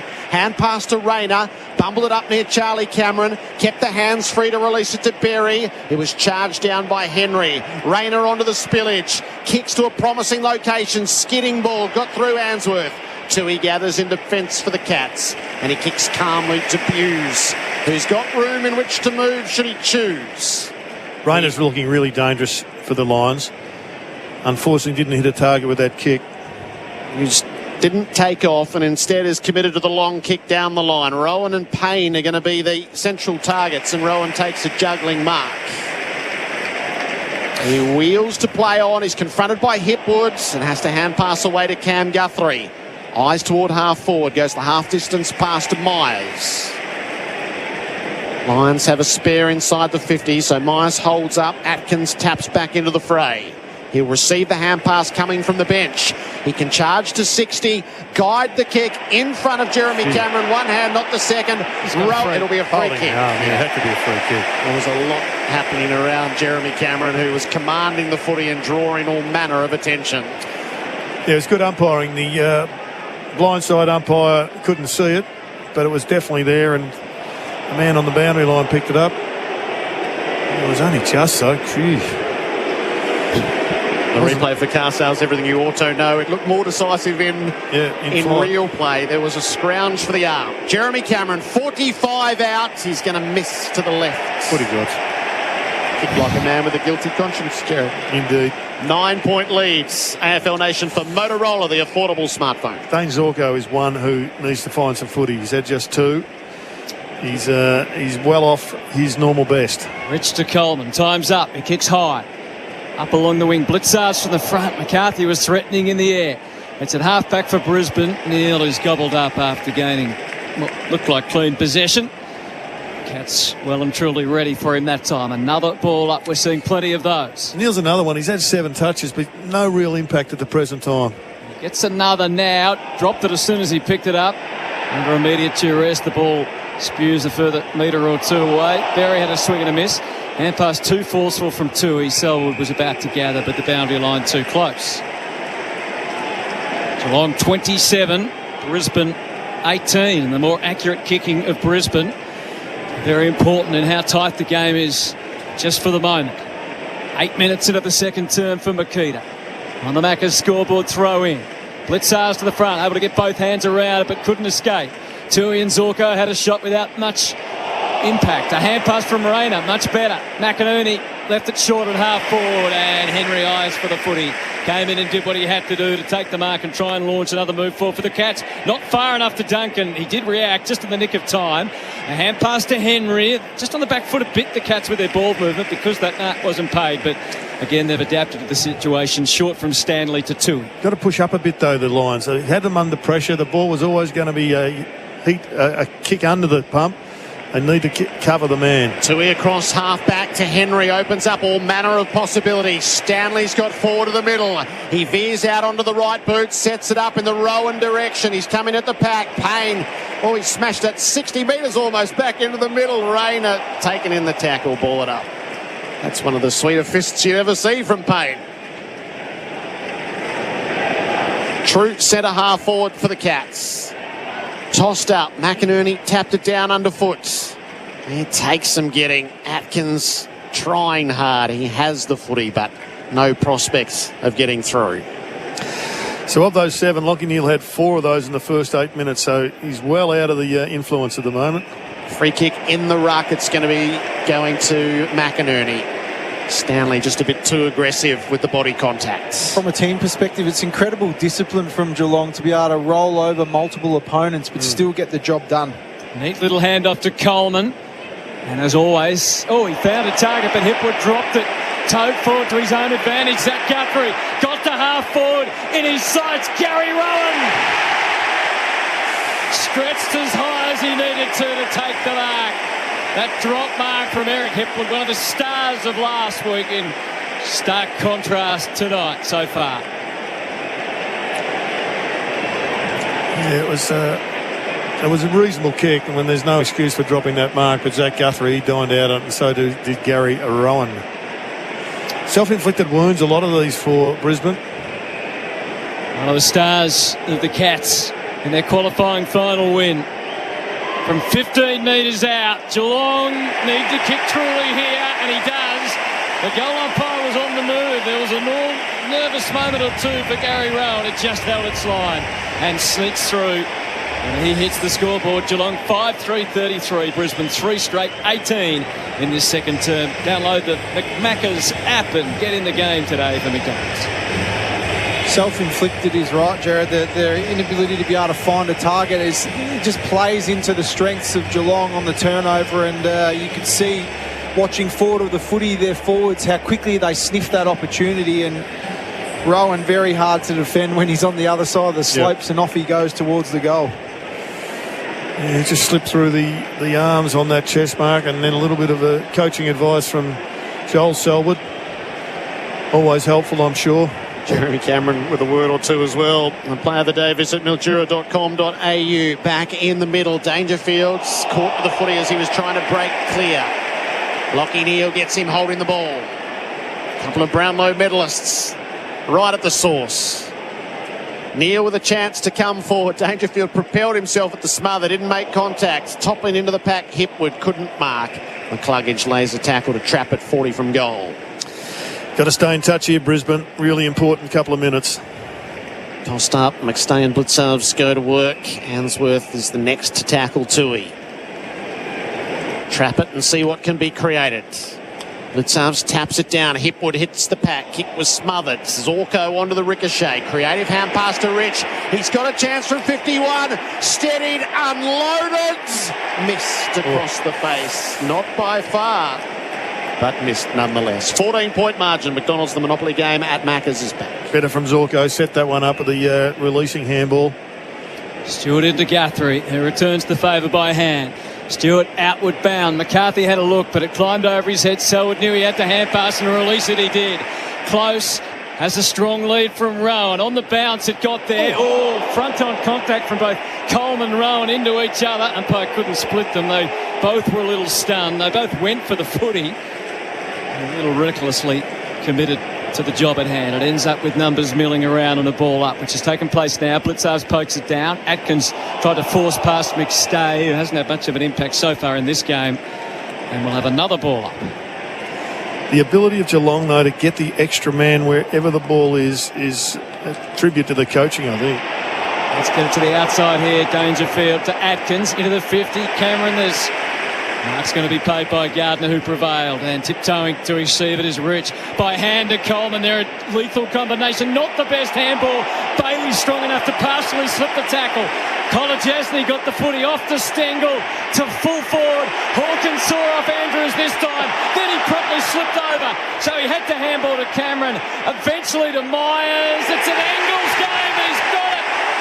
He's got the ball just to creep over the head of a lunging Darcy Gardner. The Cats do it the hard way, but they've made the break and lead by 20 points at the MCG in the second term. Jonesy, the pressure of Geelong is superb at the moment. I mean, all these goals are coming because of tackles most of the time. It's not free-flowing play. It's get it in there, and then it's create a turnover somewhere in the middle of the ground and then bang into the forward line. It's been the same way for probably at least 50% of their goals. Yeah, that last passage of play was a credit to the forwards' work rate. Those high forwards coming up, closing up the corridor, and their ability to work from the far side of the ground and clog up the middle. Brisbane forced the issue in some circumstance, and they were able to create a really clear turnover, and then just with smarts created a beautiful goal. Selwood was the battering ram, and Kolodjasny with a deft touch in the middle. Danaher wins the tap. Litzav's onto the footy, gives it to Dangerfield. He missed Duncan. This is at half back, so the Cats lost plenty of ground in the transaction. Neil got there, but was wrapped up the moment he took possession. Well, the Lions are being adventurous with their hands, but it's being nailed and too often by Geelong's pressure. Litzav's down to Dangerfield. Clever hand pass to Duncan, and he can release the run of Holmes. He's got a mind to sprint as well. Has a bounce, kicks from halfway. He's gone for Jeremy Cameron. It bounces up near him. Slips the Coleman tackle, but he slipped the hand pass short of where he intended, and Wilmot repels. Kick to halfback Archie. Holmes folded back, made the spoil. Archie kept his feet, won the contest. He kicks down the wing. Hipwood's got to go, and he does in front of De Koning to take the mark. It's gone up a level. The pressure's really good from both teams. Danaher wanted it inboard. Hipwood just held up against the boundary. And so it will be a kick and hope to half forward. Henry is best placed, and it's uncontested as it falls into the Cats' defender's grasp. You just can't do that if you're trying to get back in the game. You've got to get a contest at that position. The Cats interceptors prevailing consistently at the moment. Kolodjasny, though, banged it to the wing. Dangerfield from nowhere got half of that and got it over the line against Archie. There really is that feeling that the game is on a knife's edge. The momentum is well and truly with the Cats at the moment. I think the Lions in particular need to gain some ascendancy around the contest. Dangerfield the standout in more ways than one at the moment. He's got it again from the Stanley tap. Rips himself clear. Kicks deep to Hawkins. He had Andrews where he wanted. Couldn't take the mark. Cameron threatening on the outside. Lions defenders do what they needed to do under the... Oh, do they? It's going to be holding the ball. Again. This will be their third, maybe their fourth goal from the forward 50 tackle. Umpire saying that it is Starcevic or Andrews. Andrews dragged it back under. Andrews dragged it back under Starcevic. That's a big call. Well, something needs to be done with Dangerfield at stoppage. I think they have to set him a similar sort of task as he just enters the field now, coming off the bench. You'd suspect that he'd have to go to Danger and try and cool his influence, because he's carving them up from stoppage. There's Gardner, in fact, under there. So Hawkins is the man who has the shot for goal. For his 61st goal of the season. It's one he should convert pretty comfortably. 20 metres out. Oh, having said that, it was a stunted kick in. And a poor contact and missed by 1.5 metres. Geelong go to 6-4-40. They have not capitalised on all their chances. And Brisbane at 3-1-19. It's on the McDonald's scoreboards. The Monopoly game at Macca's is back. Kick comes to Gardner, and he finds Starcevic still inside the defensive 50. A generous interpretation of 15, that from the umpire. Really short kick. Told to play on Starcevic. He hoofs it down the wing. De Koning flies. So too Danaher, and Danaher read the drop zone best. He's looking dangerous enough, Big Joe. Just can't. The ball's just not going down there enough. Probes into centre field for Wilmot. A picture of energy. He's got the short pass on to Answorth, who's been playing forward. He creeps to the wing, sets them up inside 50. Stewart's got unimpeded access. He leaps in and takes the mark. McStay not able to do anything about it. Well, McStay has really lowered his colours to this point in time. Just has not been able to impact on the game. Stewart's is a risky kick on the way out. It came the way of Myers. Shared it to De Koning and got it back, but he was hot. Zach Guthrie lends a hand. Good hand pass out the back. Jeremy Cameron caresses the kick over the top of Dangerfield. Straight turnover. Zorko wins the footy. Short to Wilmot.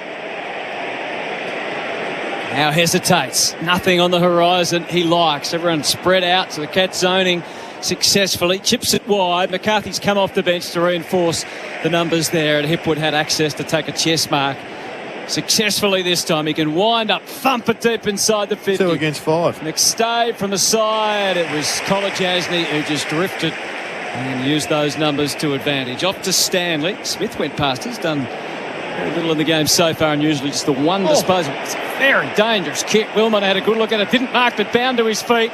One back, though, by Tui. To the advantage of Myers, who was spoilt for choice. He went for Duncan by hand. Now to Close. A fumble. He gave up. He just socketed it forward instead. Cameron got run over the ball. Went to Myers out wide. And then Holmes. Another handball over the top. Hawkins from point-blank range. That time he found the mark. They just kept on coming, the Cats. They found the right options, and eventually they found the target. 7-4-46 to 3-1-19. Hawkins redeems himself for the miss moments ago. Another turnover goal, Jonesy. It's become a bit of a procession. They just have not been able to handle the heat, the Brisbane Lions, when they've had the ball in their hand. Got a couple of inexperienced players out there, but the turnovers through the middle of the ground are just opening up for an onslaught. I mean, they're lucky to be still hanging on here, Brisbane. It's 11 scoring shots to 4. Scoreboard's probably flattering them at the moment. Yeah, there's alarm bells going off everywhere. My biggest concern is how sort of, I guess, disorganised the forward line is for the Lions. That last forward entry, 2 to 5. 5-1 from turnovers to nothing in the Cats' favour. Running hot for Ream, more than 80 years manufacturing in Australia. The bounce left the centre circle. Flight centre, your front row seat centre. Tossed up instead.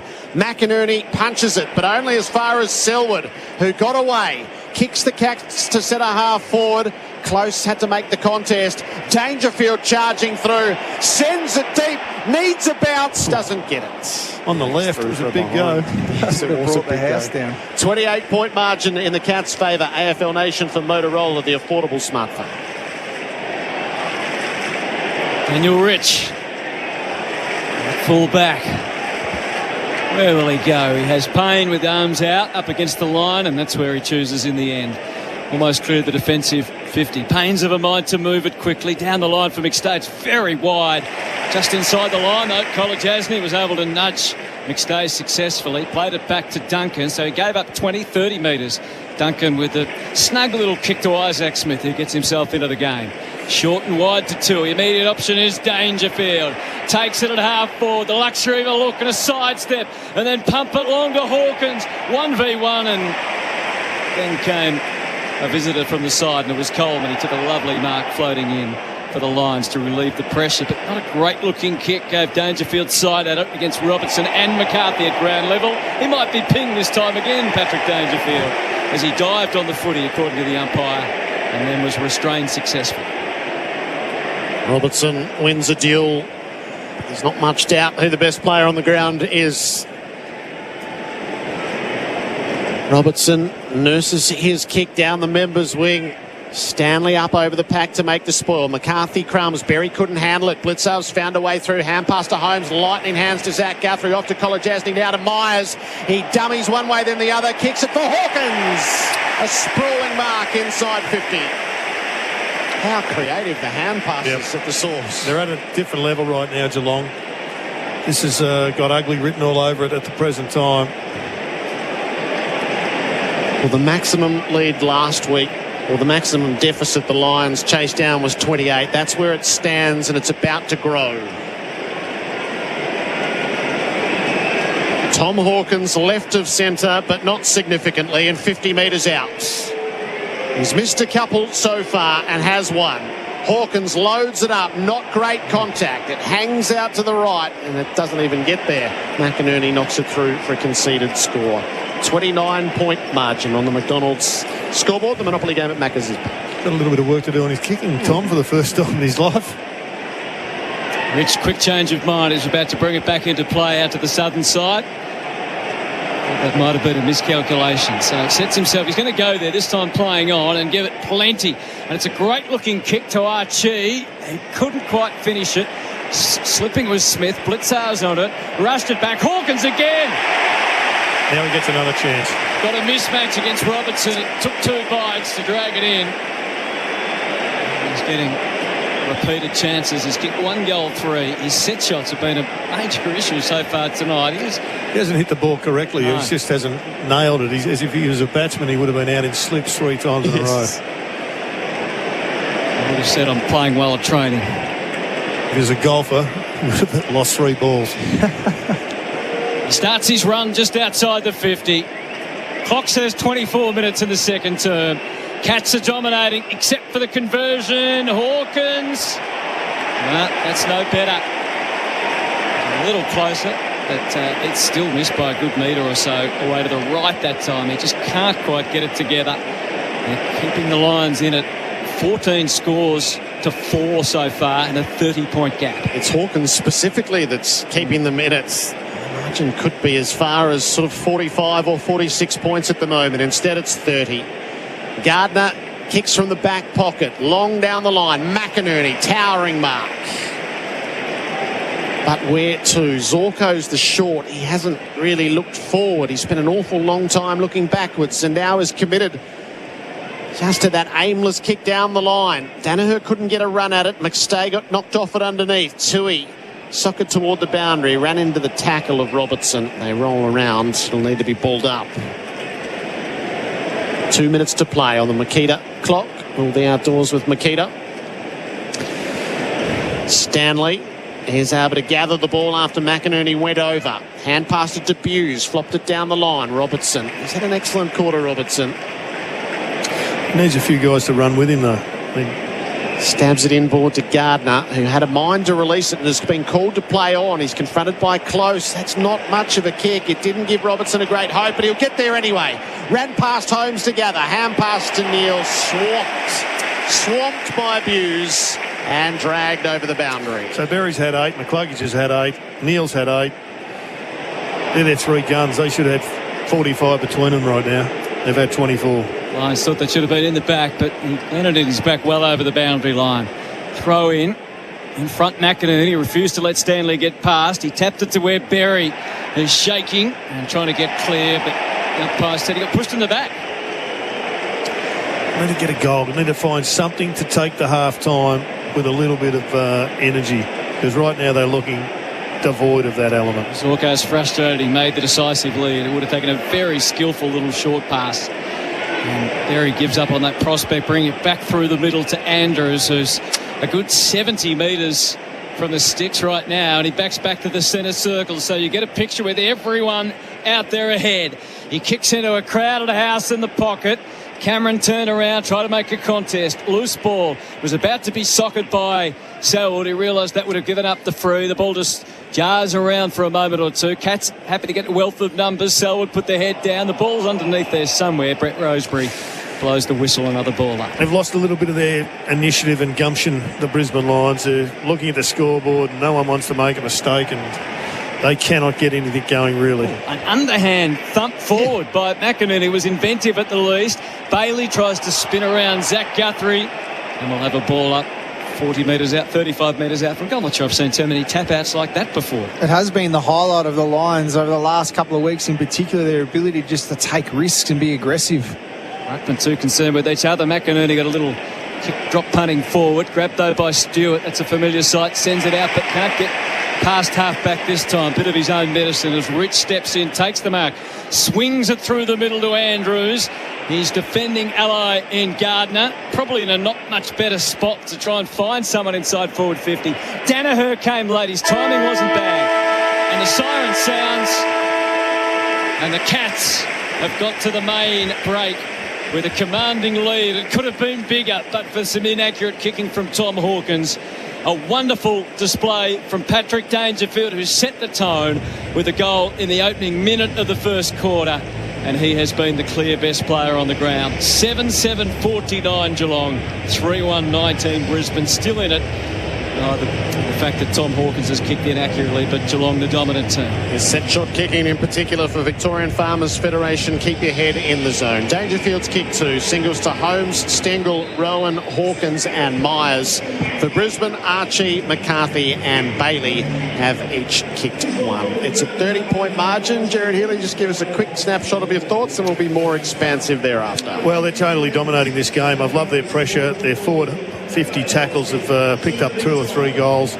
Their run and their ability to continuously get Tom Stewart as a spare man in defence is a credit to the way they've set up strategically. Dangerfield has led from the front. Myers is doing a fantastic job on Rich and getting plenty of the ball himself too. A lot of the lesser names are doing well for the Cats, as well as some of the big names. This has been a complete performance by them. Koladashny also was in doubt, but right now he's one of the best players on the ground. So a completely dominant Geelong. It's a huge effort to us for 2 weeks in a row for the Lions to get back into this. Around the grounds for Chemist Warehouse, great savings every day. Semi-final in the NRL, the Eels are dominating the Raiders 22 points to 4. We are in the Coates Hire commentary box. For Coates, we're more than hire. We're equipped for anything. Half-time in the first preliminary final. Geelong 7-7-49 to the Brisbane Lions 3-1-19. That quarter on AFL Nation was for McDonald's. The Monopoly game at Macca's is back.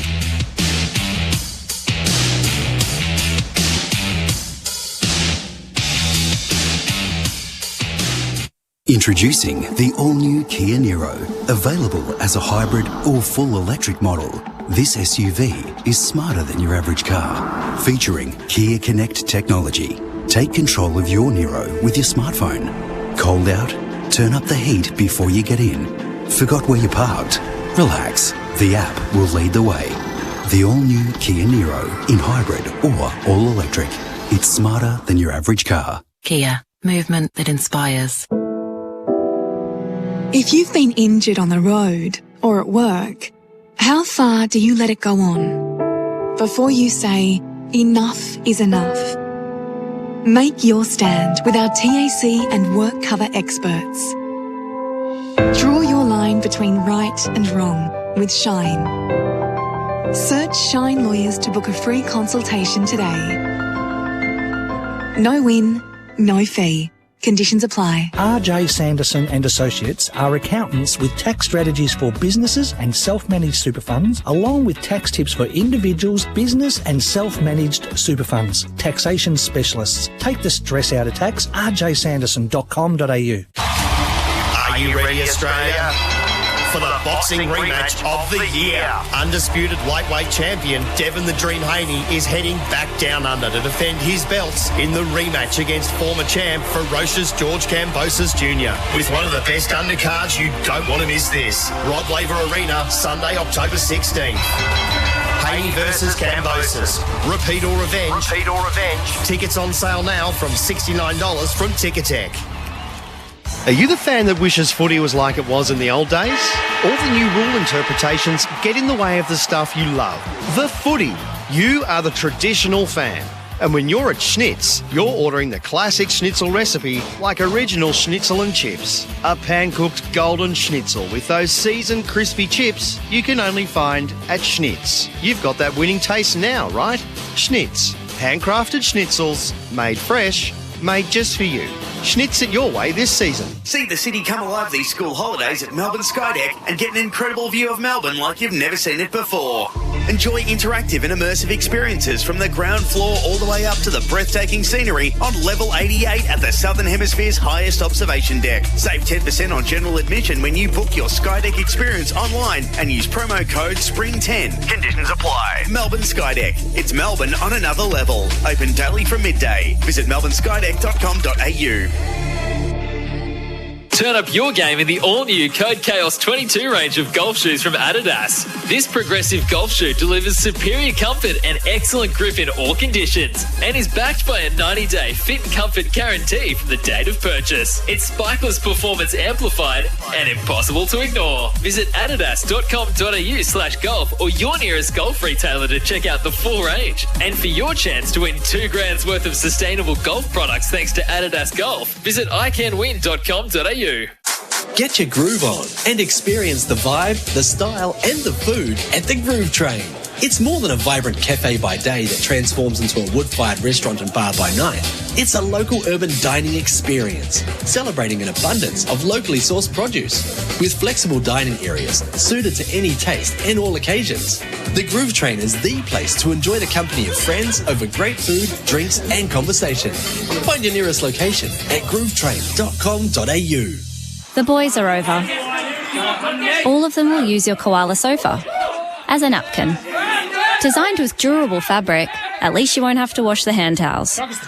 Try one at koala.com. Ah, koala.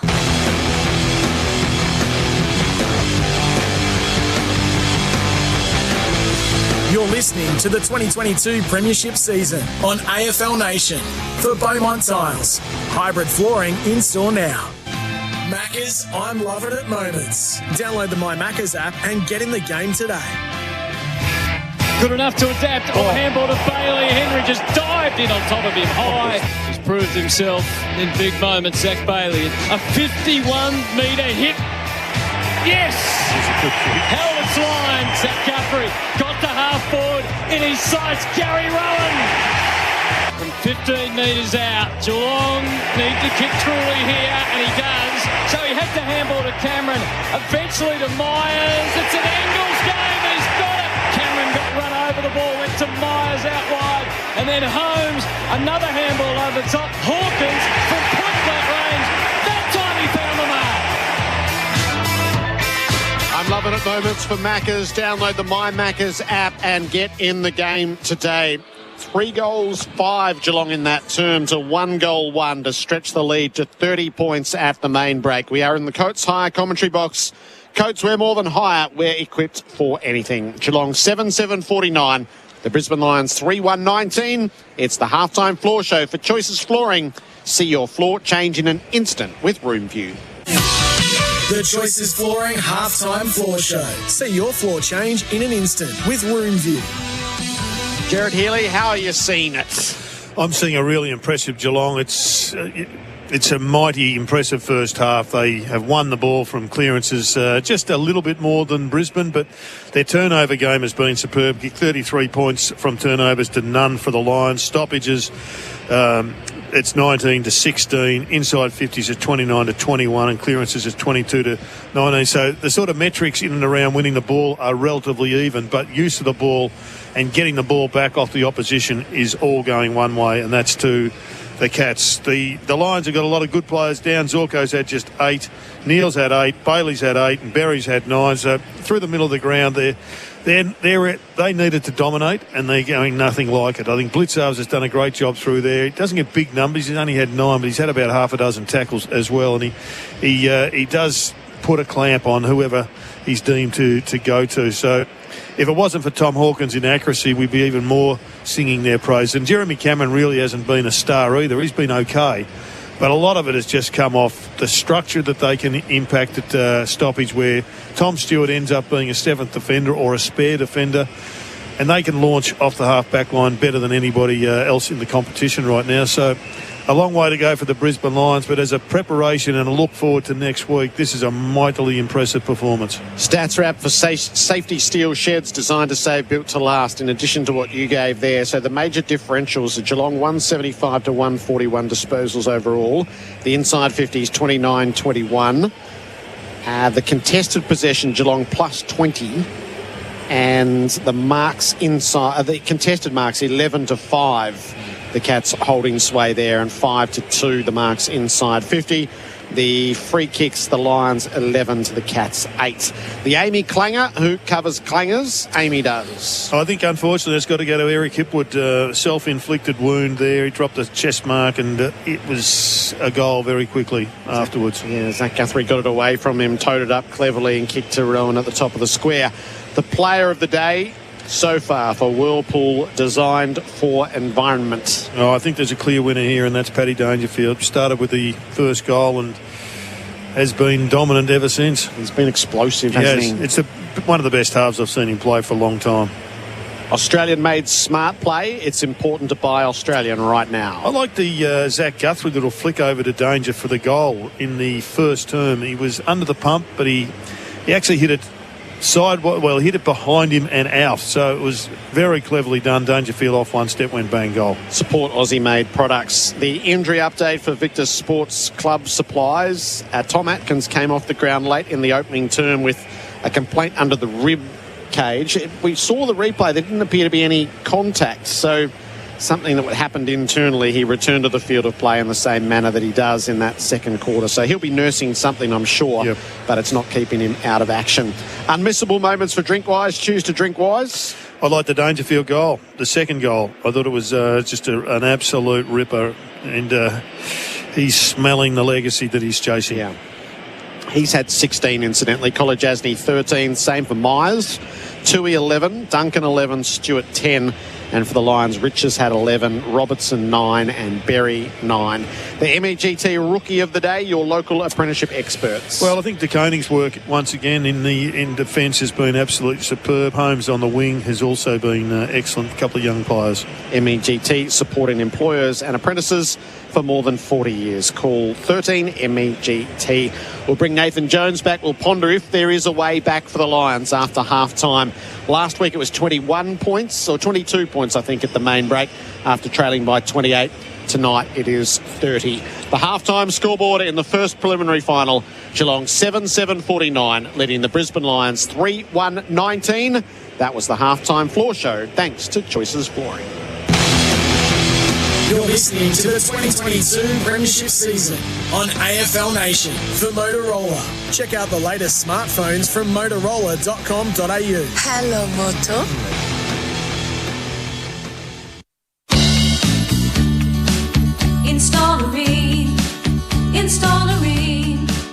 Installerine. For the hottest of hot party you've ever seen. Ream comes on steady, hot and strong. It just keeps on and on. Ream's been proudly manufacturing here in Australia for over 80 years. Installerine. So ask your plumber for Ream, Australia's #1. From first-time browsing to big-time arousing, Sexyland is all about fun. We have Australia's biggest range of sexy costumes, couples' toys, fun gifts and games for adults. And our team of fun specialists are always here to help in-store and online. Sexyland 11 stores open 7 days until midnight in Melbourne and Geelong, or shop online and get 2-hour delivery. Take me now, I'm coming. Take me now, Sexyland. Flight Centre is celebrating 40 years of taking off and 40 years of sporting memories. The Cats enter the 2007 Grand Final with a 44-year premiership drought to overcome, and a Grand Final day procession becomes the making of now legendary names like Scarlett, Harley, Bartell, Selwood, Chaplin, Ablett, Ling, Mooney, Steve Johnson, to name a few, thanks to a 119-point thumping. Flight Centre, they're your real deal centre, your front row seat centre, and your one-stop shop centre. Flight Centre. Get your groove on and experience the vibe, the style and the food at the Groove Train. It's more than a vibrant cafe by day that transforms into a wood-fired restaurant and bar by night. It's a local urban dining experience, celebrating an abundance of locally sourced produce, with flexible dining areas suited to any taste and all occasions. The Groove Train is the place to enjoy the company of friends over great food, drinks and conversation. Find your nearest location at groovetrain.com.au. If there's one sound that means it's September, you'd agree this is it. And nothing goes better with footy finals than a Thirsty Camel. Bottle shop, that is. With great specials like Great Northern Super Crisp 3.5% 24-pack, $47.99. Cooper's XBA 6-pack, $19.99. And St. Hallett Black Clay Shiraz, $14.99. The Camel is calling this September. Find your local at thirstycamel.com.au. Ends 18th September. Prices may vary in country areas. Hydrate responsibly. Total Tools is your home of low-price hand tools. Stanley, Bacco, Estwing, Wiss. We've got all the world's biggest hand tool brands covered. Hammers, pliers, snips, handsaw, levels, chisels. We've got all your hand tool needs covered. Total Tools has got the biggest range of professional hand tools at low prices guaranteed. We can't be beaten now. Total Tools. Every tool every trade. Looking for innovative appliances designed with the environment in mind? Then look no further. For over 110 years, Whirlpool has been a leader in kitchen and laundry appliances using patented 6 Sense technology. Whirlpool guarantees outstanding results while saving precious time and energy. Forgot to wash the kids' muddy sports gear in time for the weekend? With a Whirlpool washer and dryer, they'll be perfectly washed and dried just in time for kickoff. So, have you got a Whirlpool? Visit whirlpool.com.au. Calling all builders. Visit iCanWin.com.au for your chance to win a corporate suite for you and your mates to watch your AFL or NRL team in style. Plus receive a $25,000 advertising package with SEN. Thanks to Beaumont Tiles. That's iCanWin.com.au. The boys are over. All of them will use your koala sofa as a napkin. Designed with durable fabric, at least you won't have to wash the hand towels. Try one at koala.com. Koala. You're listening to the 2022 Premiership season on AFL Nation for Motorola. Check out the latest smartphones from motorola.com.au. Hello, Moto. 30 points at half-time in the first preliminary final at the MCG. Can you pull the same trick twice? Is there a way back for the Brisbane Lions after the main break? They've just come back to resume their warm-ups. Nathan Jones is alongside Jared Healy. Well, there is a way back, and it's a pretty clear way back, but they have to dominate the middle of the ground. Zorko, Bailey, Lockie Neal, Berry, McCluggage, none of them have been above a C at the present time. No one would be 5 out of 10 or more. So if they're to win this, they've got to have Berry-like second halves from last week. They've got to have A-grade second halves, the lot, and just hope to living hell that Geelong helped them along the way and fall over a bit.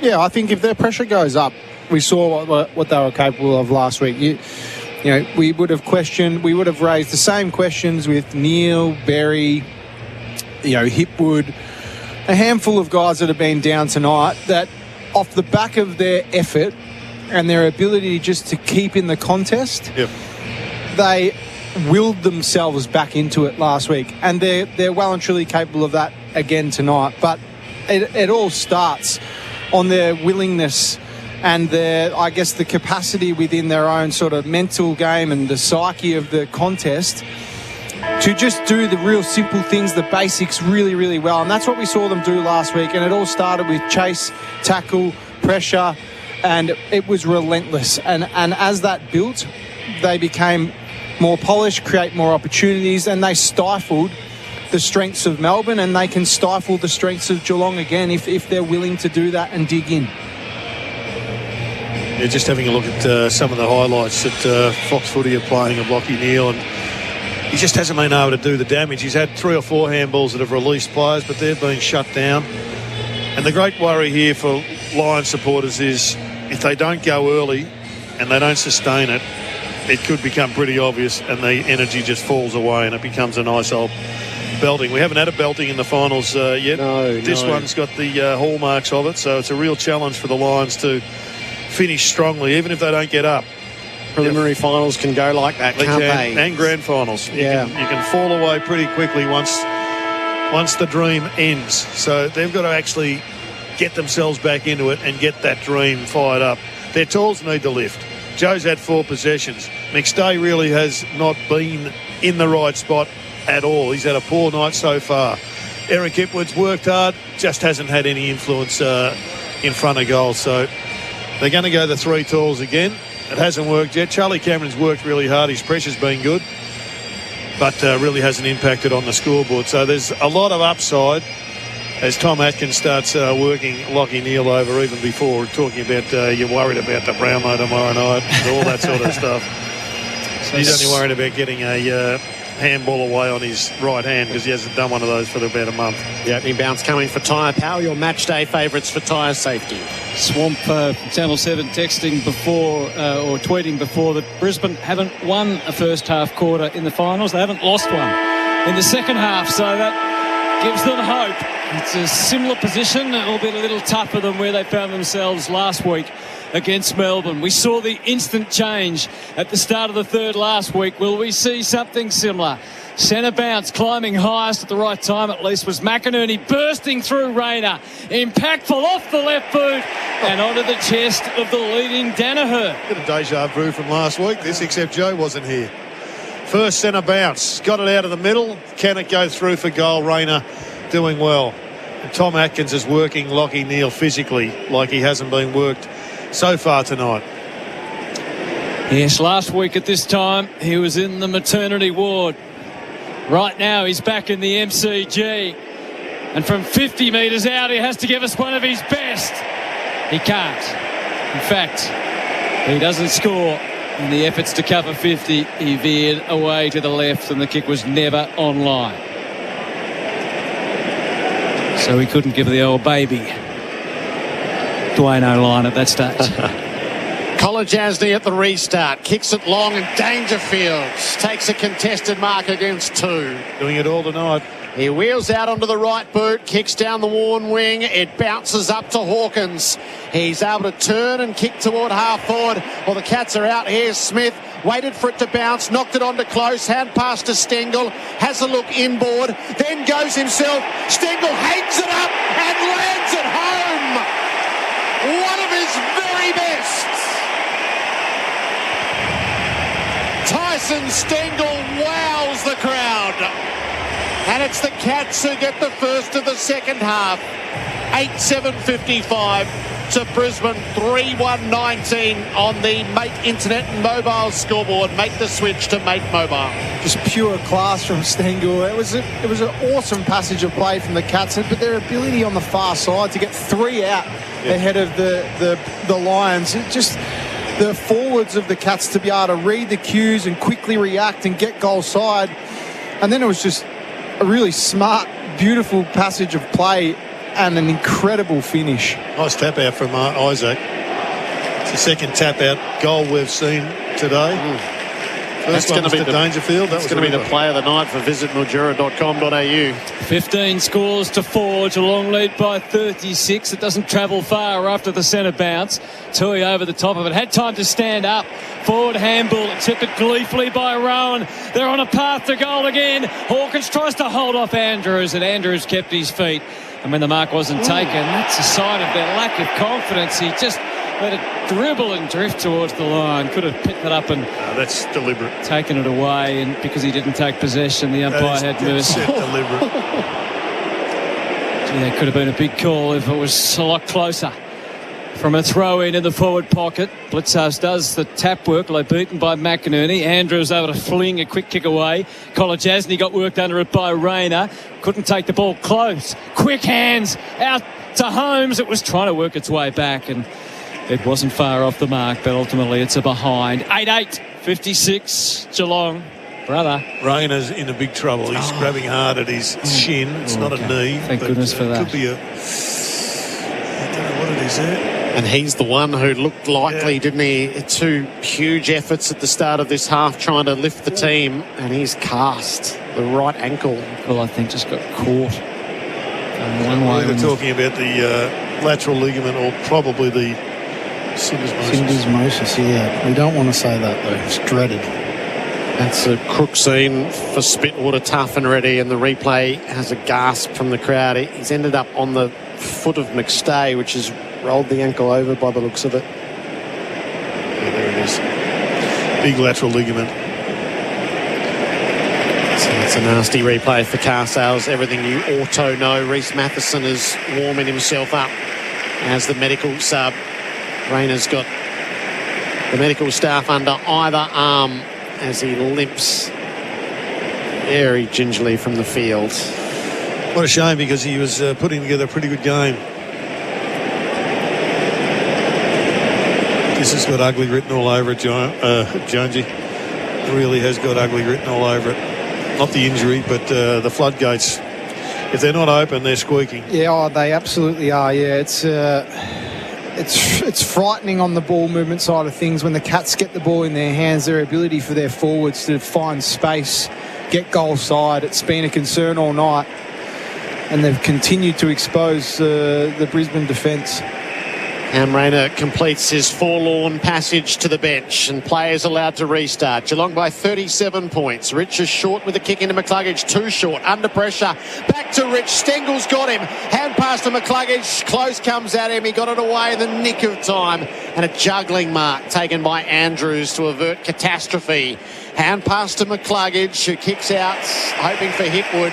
He had the arm chopped or was taken high by Blitzarves. This is a defensive masterclass from the Cats. I know they gave away a free kick just there with Blitzarves on the spoil, but their ability to be able to cover ground and slow up play is incredible.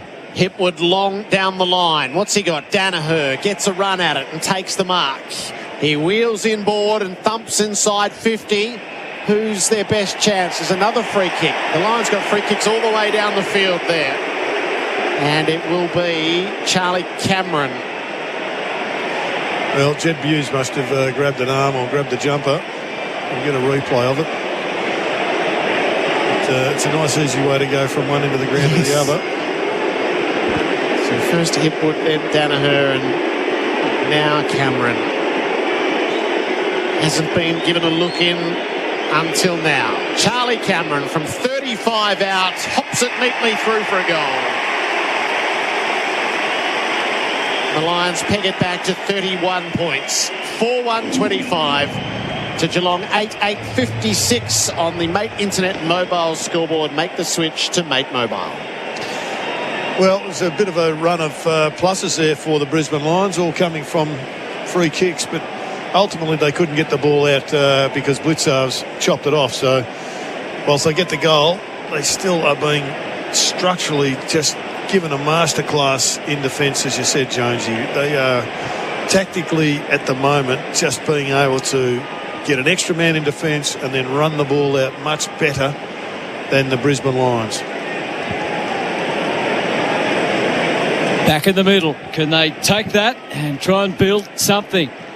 Put a bit of pressure back on Geelong. McInerney bounded up, got the tap into the path of Zorko. Confronted by Busey, bumped and didn't tackle. There was a way through and a hand off to McCluggage. It's a dart inside the 50, but it didn't stop Stewart taking the mark and turning quickly out to the wing. Had to hold his ground there, Myers. Couldn't take the mark. Holmes fired it into the open space. Slides across the damp grass. Confrontation between Neal and Guthrie. Neal won, handed it off to Archie. High ball, Hipwood. Confronted in the air by a couple of towering Cats. And then a big tackle laid by McCarthy on Zach Guthrie.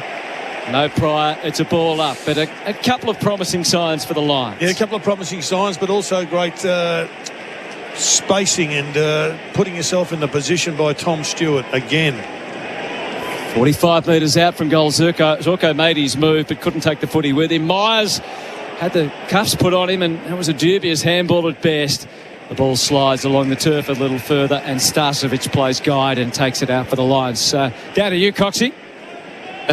Rayner hasn't gone off or down to the rooms yet. He's getting treatment on the bench and they haven't pulled the trigger on Matheson, so just keeping an eye on things. Yeah, retaping it by the look of our monitor for car sales, everything you auto know. Every update for Spitwater, tough and ready. The throw in landed short of the ruckman, and so Blitzarves was able to bound onto it.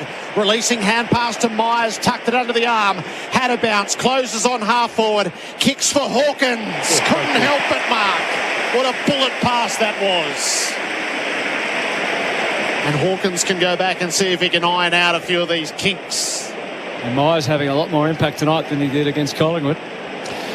Doing a terrific job on Rich, keeping him accountable, and then his ability to be able to quickly turn and make a decision, get goal side, forcing Rich to go from a really attacking position at stoppage where they love to use him to then having to chase and defend. Can he play on Dacos? Tom Hawkins wide out on the right, trying to find the rhythm. 45 metres from goal. Hawkins hit that much better. Through for a goal. And maybe the half-time break was used to good effect to tune it up. He kicks his second. And the Cats answer and reset the margin at 37 points. 9-8-62 to Brisbane 4-1-25. AFL Nation for Motorola. Premium, affordable smartphone. Hello, Moto. Yeah, it was a beautiful kick from Myers, and so we cast our eyes forward to next week. Yeah, presuming a few things there that he can play on Dacos. Well, that's if he, well, it's either him or is it Blakey or someone along those lines. Hutto, you know where I'm coming from. I know where you're coming from, Jared. And he may have played on Dacos last week, which is what I was pondering. And Dacos had plenty. It didn't appear to have too many on him. So it's a much better performance this week. He didn't get near it last week or 2 weeks ago. And Cam Rayner has had a little bit of holy water put on him, and he's up and about. Centre bounce, a left-handed swipe by Blitzarves, went forward.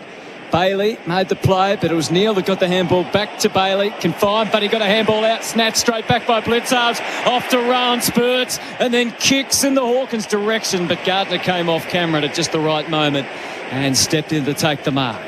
Hawkins has had 9 score involvements.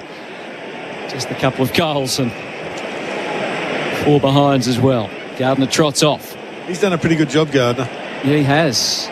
Considering how much of the ball Geelong have had. There's a mark paid to McCarthy. He turns over the left boot and kicked it to his former teammate Joel Selwood. It was not a good thought. Even worse was the execution. Selwood keeps it low and try to induce Stengel onto it. That time he's bedded back there in defence by young Wilmot. Got a handball off nicely to Andrews and then short from Starcevic to McCarthy, who's forced to just pull the air out of it and take his time.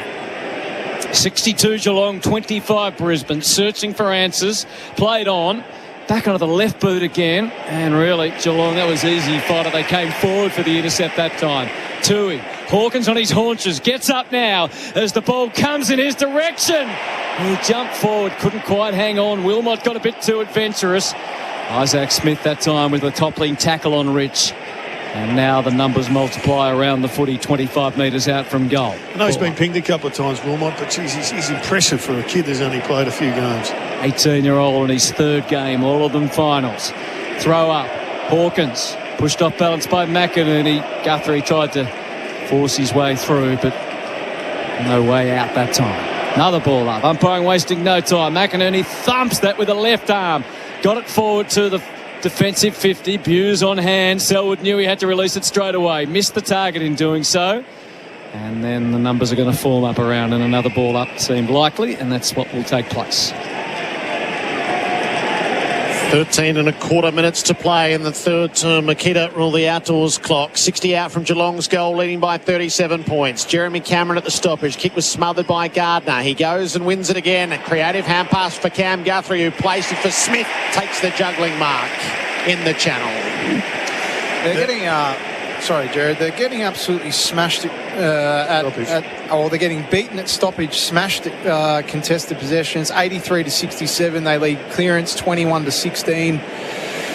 It's really concerning considering they're giving a spare number to the Lions at stoppage, creating a spare behind the footy and just pulling them apart. Isaac Smith through the 50. Thumps it at goal and misses across the face by a decent old margin too. 38-point leaders, the Cats. All those numbers from Jonesy for safety steel sheds. Short on the way back into play.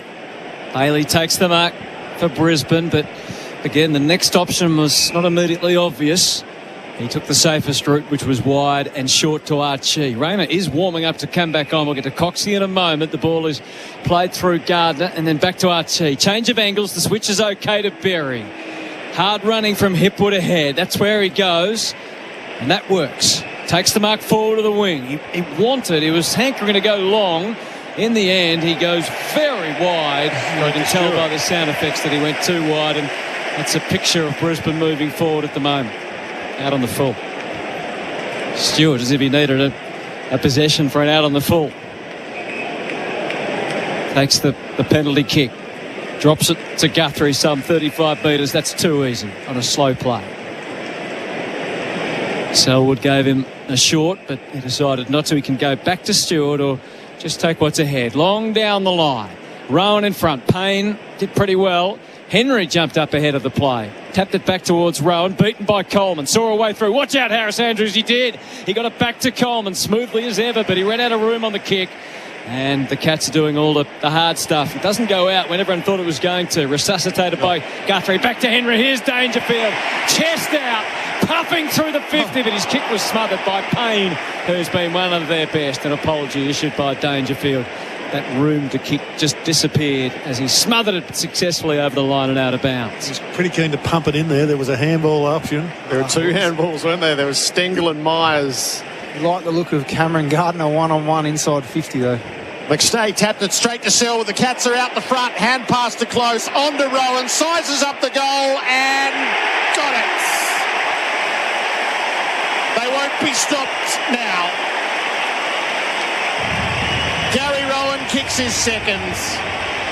And the Cats have a 44-point lead in the middle stages of the third term. 10-9-69 to the Lions 4-1-25. Make internet and mobile scoreboard. 5G mobile plans from $40. It's a pretty potent forward line.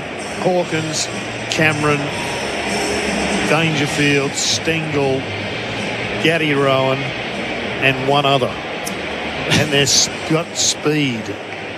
Speaking of moving quickly, let's get down to Coxie. Yeah, Cam Rayner back onto the ground. He went through a stress test on the boundary line. Didn't look too phased by it, so he's back out, gone straight to the forward line. It's for Spitwater, tough and ready. That one other is close. Thank you, Jared.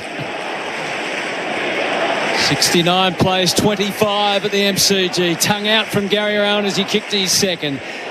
Tap forward from Stanley. Guthrie couldn't get onto the footy. Instead it was McStay. Chugging out the hand pass with only partial success was McCluggage. Good work from Bailey. Worked Holmes off the footy. McStay followed up well. Short to McCarthy. Again he used his left boot. Curls it back. Danaher in front to cone him. Went in the air. Did he interfere? No, he didn't. Zach Guthrie scrounds the left foot kick. It wasn't pretty. On the bounce. Rainer's coming off. Got there to Myers. And then a hand pass back to Tui. Twisting, turning. To Atkins. They get themselves into the clear. One more handball and they can really run. Close gave it to Holmes. He's got a metre on his nearest. Goes short to Isaac Smith. On the full wind, he adapted the kick. And coming up to the footy, there's Patrick Dangerfield, who's already kicked two and is thinking, I'm sure, about a grand final. That's as crisp a ball movement as you'll see all night, all year. In fact, and their ability, their forwards, once they win the footy, their work rate to get back and provide options, open field running, they're just powerhouse team at the minute. 2 goals in the first quarter for the Cats, number 35. This for a third, a couple of steps, lays back on it too far. And across it goes for another behind. That's 20 scores to 5. 10-10-70, plays 4-1-25. So Rayner didn't last long. He had to go, but Max Holmes is hobbling from the field down below us for Spitwater, tough and ready. These moments in preliminary finals do get magnified. They'll race against time. Yes. It's a heavy limp he's got up. Not much from the kick in. The ball went out of play, and then at the throw in, it's a Lions free kick going the way of McStay. I don't know how telling this is, but Gary Rowan sort of went to give him a little high five on the way off, and he wasn't interested in that at all. He's whacking his head on the ground. Yeah, he's lying face down on the turf in front of the interchange gates. And he does look distressed. Short to Starcevic was where the kick went, and now to Wilmot, who stepped off his line. He prods it into the middle. Dangerfield threw everything at it. Gardner took the mark, then played on too close to Dangerfield. Starcevic was able to pull it clear and get a kick to Hipwood to save further embarrassment. His kick is smothered by Henry on the mark. It ricochets to McStay. Off to Zach Bailey, who can take a shot. He bounces it in the square and across the face.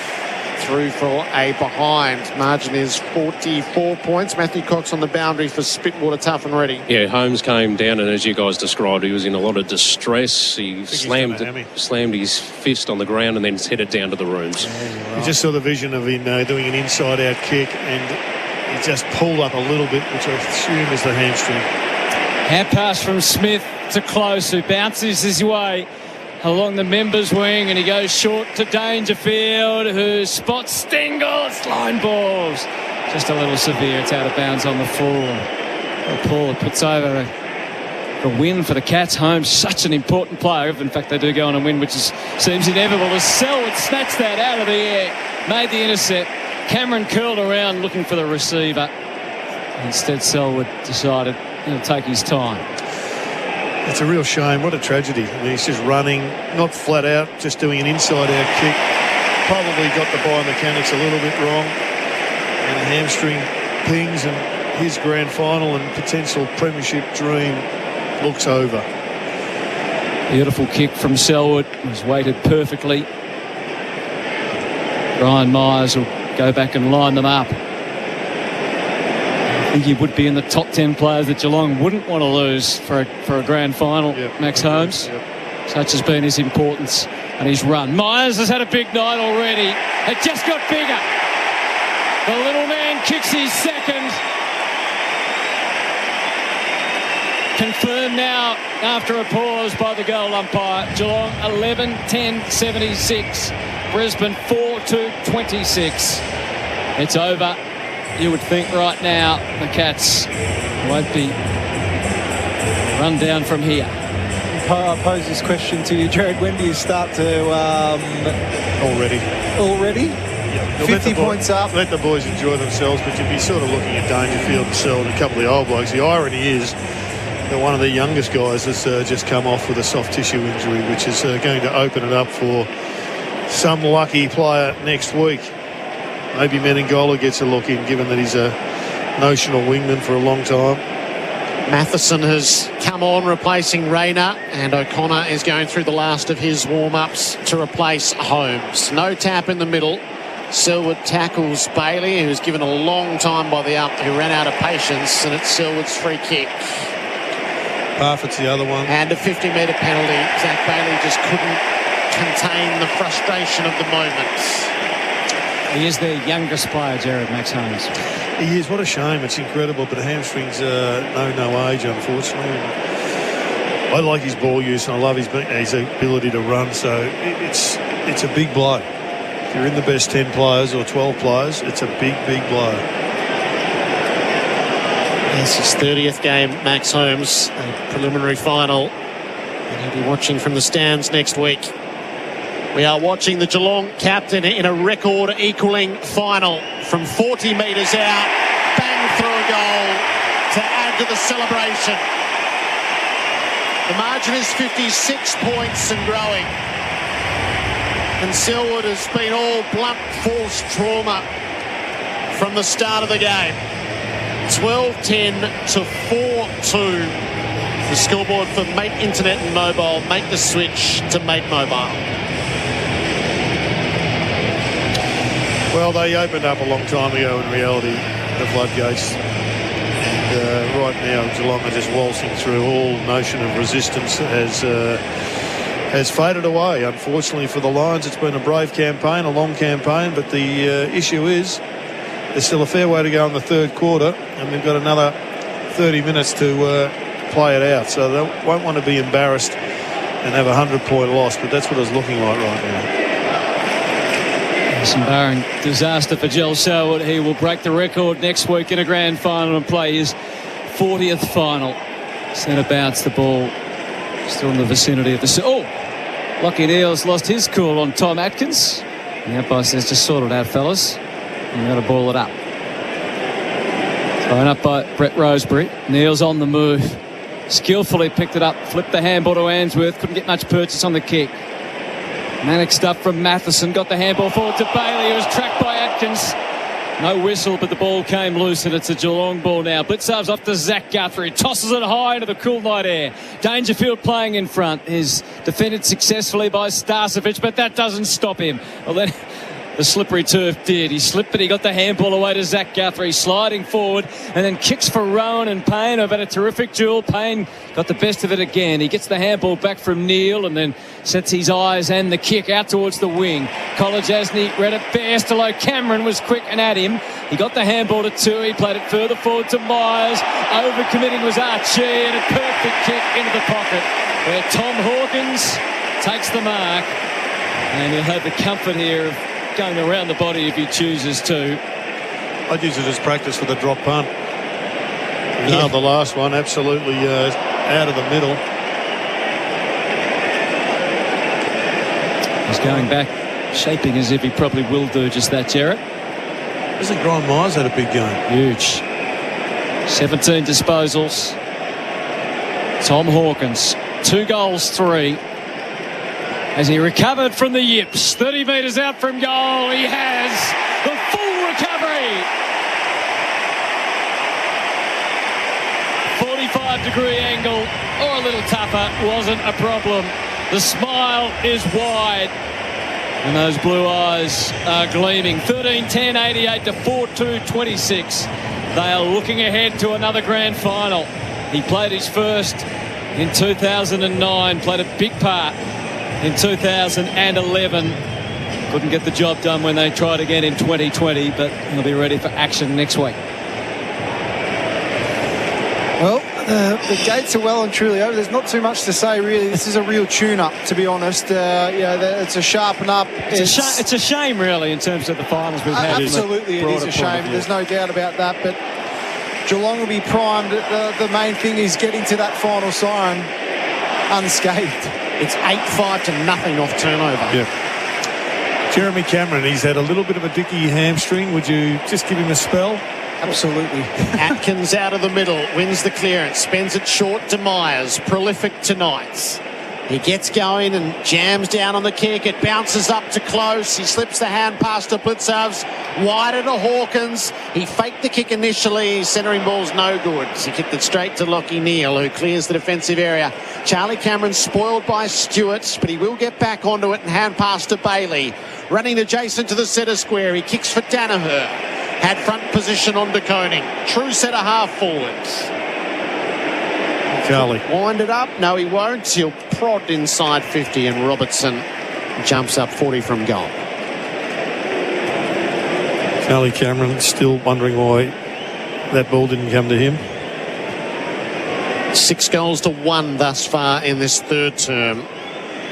Devon Robertson had an excellent second term, but it has slipped away from all. Robertson gives it his best from 49. He doesn't have the journey in him. Oh, it fell to McInerney, who almost took the mark. Kolajasny hand passed to Stewart on the last line. Took a long time to decide. Kicked it taut, which bounced on the line essentially and went over, and that's insufficient intent. It's precisely what he had in mind. Good kick, though, wasn't it? It was a good kick in another sport. That's genius, Jared. Absolutely. Put him in a rugby league game. Tucks the kick into the pocket. Barry hit put it amongst 4 cats. Had no real play on it.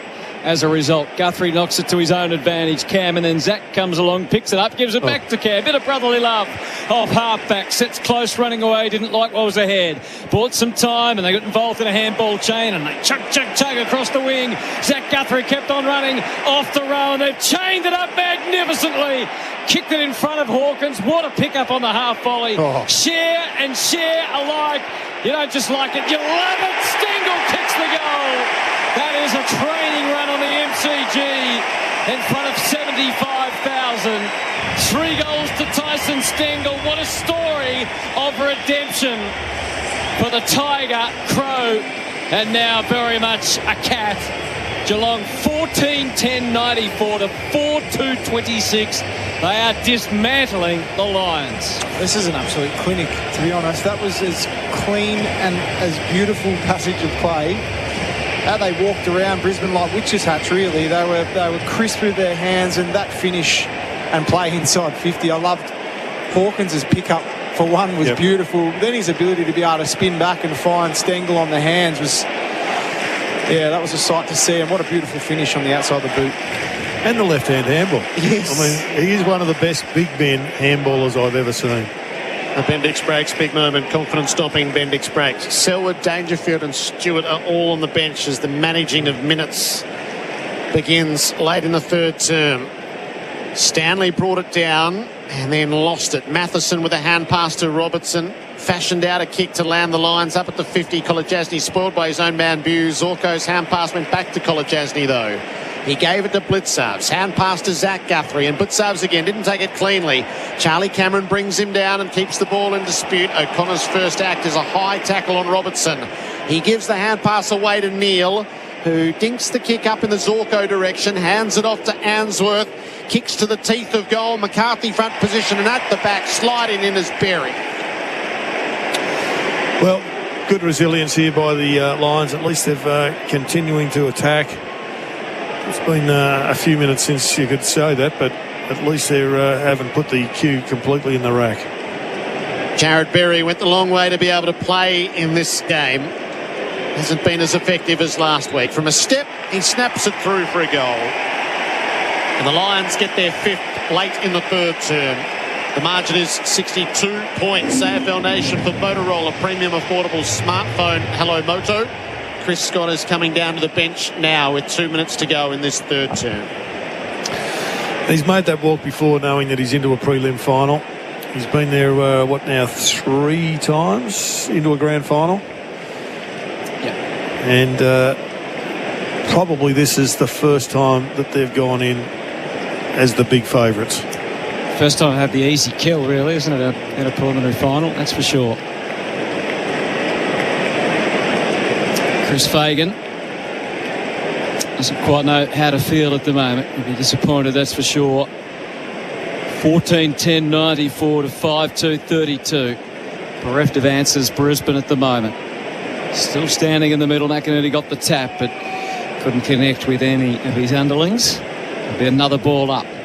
31 minutes gone in the 3rd term. The ball to the outside. Isaac Smith hesitated on the hand pass. There wasn't an obvious option. Kolajasny made the play. Answorth stuck to the task. It came his way eventually. Off to Coleman. A hand pass to McInerney. A kick to centre half forward. A tumbling punt. Zorko kept it going. Hipwood hasn't been a factor. And again, he can't get it together. O'Connor towed it while he was on the ground. A bit of a standoff, bit of cat and mouse. Berry a handball to Matheson. Curls it around the body. McStay worked under it by to Koning. And Zach Guthrie was the insurance at the back. He's a good player to Koning. For only a kid that's played, less than 50 games.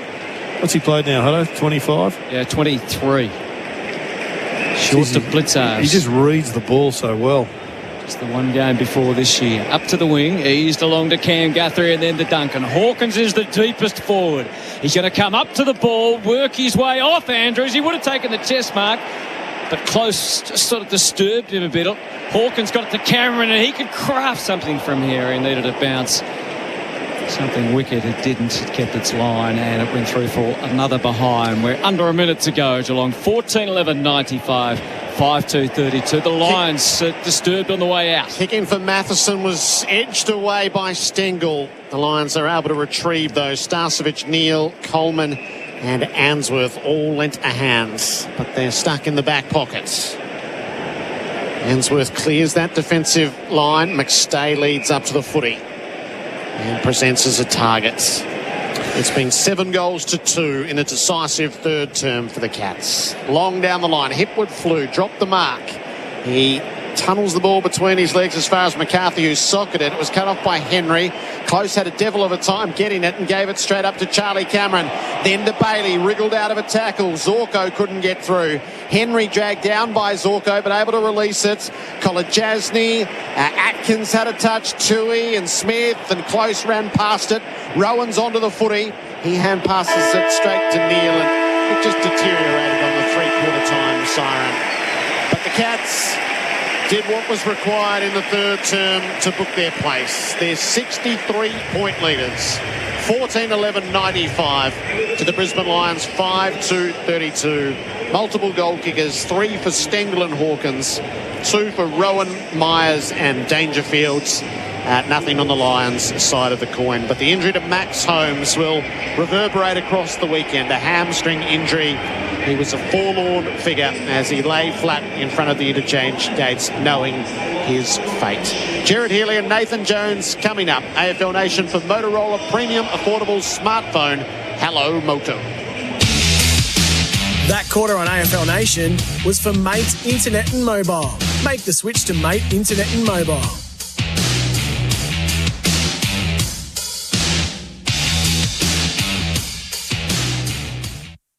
Imagine the thought of innovation at your fingertips, accelerating with efficiency and power. Imagine a bold, striking design with the comfort and confidence of advanced safety tech. Imagine where you could go in a Hyundai SUV. An SUV range with enough style, tech and performance to turn your imagination into reality.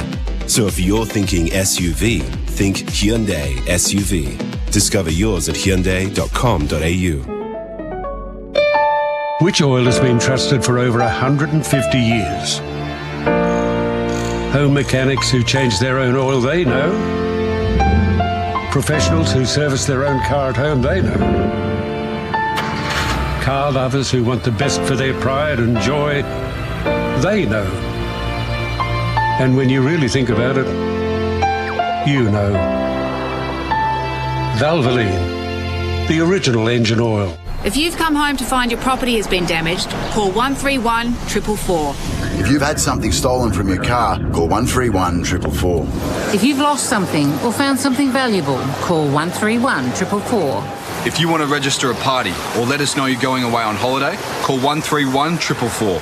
So save 131 444 to your phone for when you need the police but not the sirens. For more information and for online reporting, visit police.vic.gov.au. Authorised by the Victorian Government, Melbourne. From first-time browsing to big-time arousing, Sexyland is all about fun. We have Australia's biggest range of sexy costumes, couples' toys, fun gifts and games for adults. And our team of fun specialists are always here to help in-store and online. Sexyland 11 stores open 7 days until midnight in Melbourne and Geelong, or shop online and get 2-hour delivery. Take me now, I'm coming. Take me now, Sexyland. At Underworks, we're experts in socks. We test our all-day socks for comfort with cushioned soles that stay comfy all day long. Test Underworks all-day socks for yourself. We're number one down under for socks. The boys are over. All of them will use your koala sofa as a napkin. Designed with durable fabric, at least you won't have to wash the hand towels. Try one at koala.com. Koala. You adapt to the changes in your life, so why shouldn't your home? At Duncan Thompson Home Extension will make it happen. Duncan Thompson Extensions takes care of everything from the design to the permits to the build. And they're a family business that's been extending homes for over 40 years, so they know what's most important. From concept to completion, they'll plan, design and extend your slice of the world outwards or upwards. It's good to be home. DuncanThompson.com.au. Never before in business history has the combination of hygiene, cleaning and recycling been more important. COVID changed everything and businesses need to trust their cleaning suppliers more than ever. So place your trust in Icon Services Australia, a market leader for commercial cleaning, hygiene and recycling services. Naming rights sponsor of Icon Park, the home of Carlton Football Club and AFLW. For a complete integrated solution for commercial cleaning and more, get Icon Services Australia into your business. iconservices.com.au. Are you looking to buy a new SUV hybrid and save thousands on other brands? Then the new Haval, Jolion and H6 hybrid models tick all the boxes. Astoria GWM Haval in Bentley East have new models to test drive and back up the Drive.com review that the H6 is unbeatable all-round value and is strong on safety, space and technology. There's also the new H6 GT. Go with more at Astoria GWM Haval, North Road, Bentley East. LMCT 10901.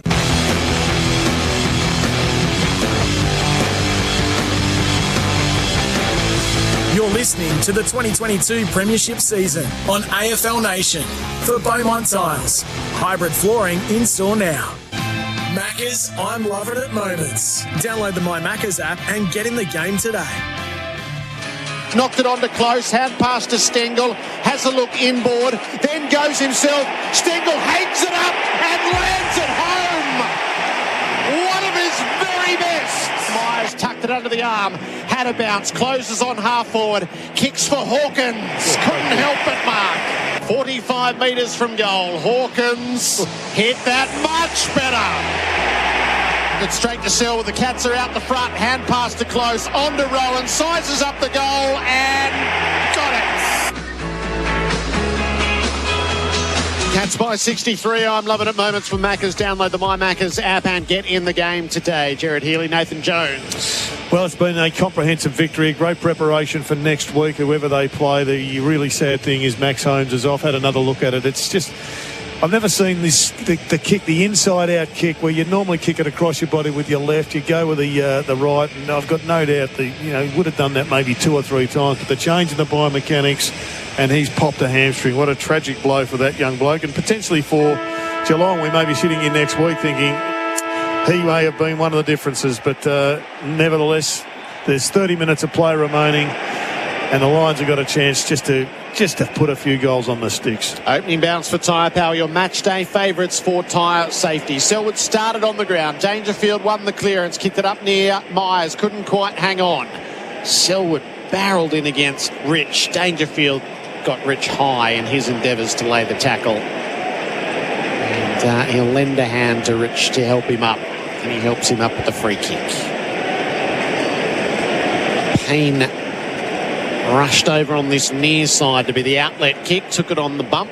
Delivers it short of where it was intended. And O'Connor, who's got a quarter to Forgie's case, takes the intercept mark. Hand pass to Tui. He dabs it for Rowan at halfway. Other worry for the Cats is Neil yanked Dangerfield's bad elbow just before, and it did pain him. Kick in the Hawkins direction. Andrews did enough. Rich off the ground. Cleared the defensive area initially. Archie got stuck over the footy. Released it to Neil. Taken to ground by Jeremy Cameron. Ball it up. Dangerfield going to come off? Yeah, I think so. No, just coming up to the stage. Wasn't a chicken wing. No. Ball up. Grabbed by Gardner. Sends it back to the wing. They had them at half-time, actually. They're quite nice. All right. Kolodjasny across the centre on the diagonal to Myers. Had room at half-forward and crafted a little 35er. Down the line to Jeremy Cameron. He's only had a modest night. He's just been a bit player today, hasn't he? Given how much of a flogging this is, it's unusual that Jeremy hasn't feasted. Maybe he's saving it for next week. 11 disposals and a couple of behinds only for so Jeremy good job Cameron. by Darcy Gardner. I mean, ultimately he gets the credit if his man doesn't dominate. Yep. Jeremy Cameron, who's played in a losing grand final for the Giants, has got this on the way.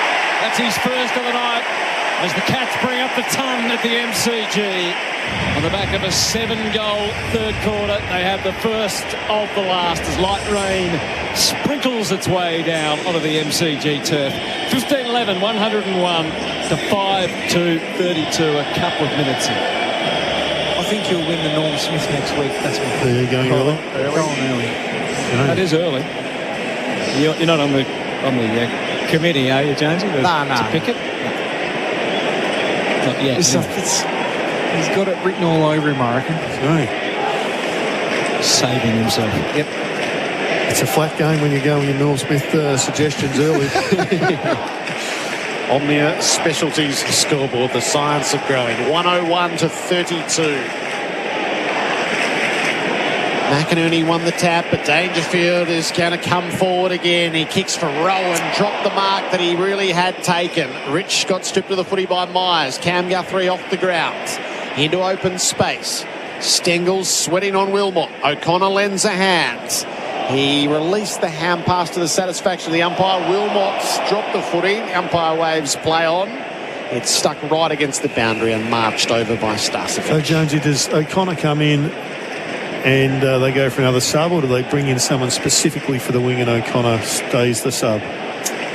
It's an interesting question you pose. I think the versatility of O'Connor, I'd probably pick him. His ability to be able to tag, play back, probably be able to fill a hole on the wing. Well, that makes him the perfect sub. That's true. Gardner rode the tap. Hipwood got a free kick. He kicks inboard. That is a dangerous kick, and it doesn't come off. Myers fumbles the footy. Maybe his only mistake tonight. And the Lions whisk it away. McLuggish put it lace out. He's going to wind it up from centre half forward. It is way away. He reaches. It is out of bounds on the full. He took the mark, but he's on the side of the paint.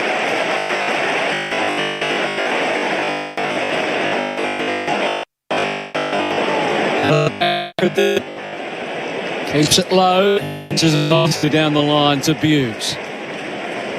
It has been one of the disappointing elements that they're going to have to work on for next year, Lions, that they've just been able to move the ball way too easily. And again, that's on display. Lean forward, Dangerfield, slip past after taking the grab, and thumps it to Hawkins, who loomed flat. Got rid of Andrews, didn't matter.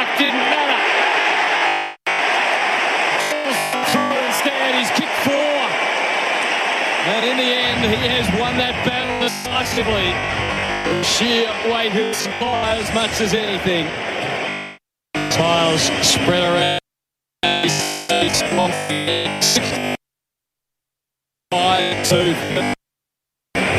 Well, it's just witch's hatch, wasn't it, from one end of the ground to the other. That didn't be for danger. Take him off. I know you've got to share the load, but there's still 20-odd minutes of play remaining. What's your order then, Jared? Your order of preservation? I'd have Cameron off first. Yeah. Because I don't think Tom is going to pop a hamstring. He's not running too far out of the goal square. But I tell Tom to just stay in the goal square. Dangerfield off and Selwood. Okay. Both off at the moment. Stay there. Down on the bench for Spitwater, tough and ready. McInerney took it out of the middle. There's a free kick coming back to Neil, who was scragged by Atkins. He's taking that job seriously, Atkins. Lachie Neale, one of the key 3 chances on Sunday nights. Could be a dual Brownlow medalist. He doesn't get what he came for tonight. He spreads out to the members' wing where Andrews ran out of defence. He kicks in the Danaher direction. De Koning got across the front. Couldn't complete the mark though. Archie works away. Bailey hand passed out wide. Danaher, clever little kick into the pocket, and Charlie Cameron takes the mark. Well, this is the kick that got them back in last week. It was Charlie's angles right here. Yeah. Hutto, right forward pockets. He comes around, and that's nowhere near the target. Don't waste it. Don't waste it on a dud moment. And what's that for Charlie? 1 goal, 1. And they're down by 74 points on the Omnia Specialties scoreboard. The science of growing. Isaac Smith chooses the members' side. Gives it plenty. Cameron and Gardner, and he displaced him successfully then to Gardner. Takes the mark, an aggressive kick inboard to Matheson, hugs in the chest mark, sends it Joe's way in the pocket, and Danaher takes the grab before De Koning could close it. It's twice now De Koning I thought was going to injure himself. Yeah. I thought he was going to get his head knocked off the last time he went for the ball, but just missed. And that time came in full-chested and fortunately didn't get an injury. Let's go Danaher, a little bit of a swipe as well. Clipped him. Major issues. Tweaked his shoulder on the way down. Okay. A couple of giraffes going at it there. Danaher from 40 metres out. A metre inside the line. Its flight has crossed the face. Interested to see if Big Joe goes in for an operation. They've said they're not going to, but they often say that's through the middle of the year. And then first day in, first day off, you get Mad Monday, then go and have the shoulder operated on. 73-point margin, AFL Nation for Motorola. Motorola, find your edge. Long kick in was a good one. Close, Myers, Smith and Duncan all combined.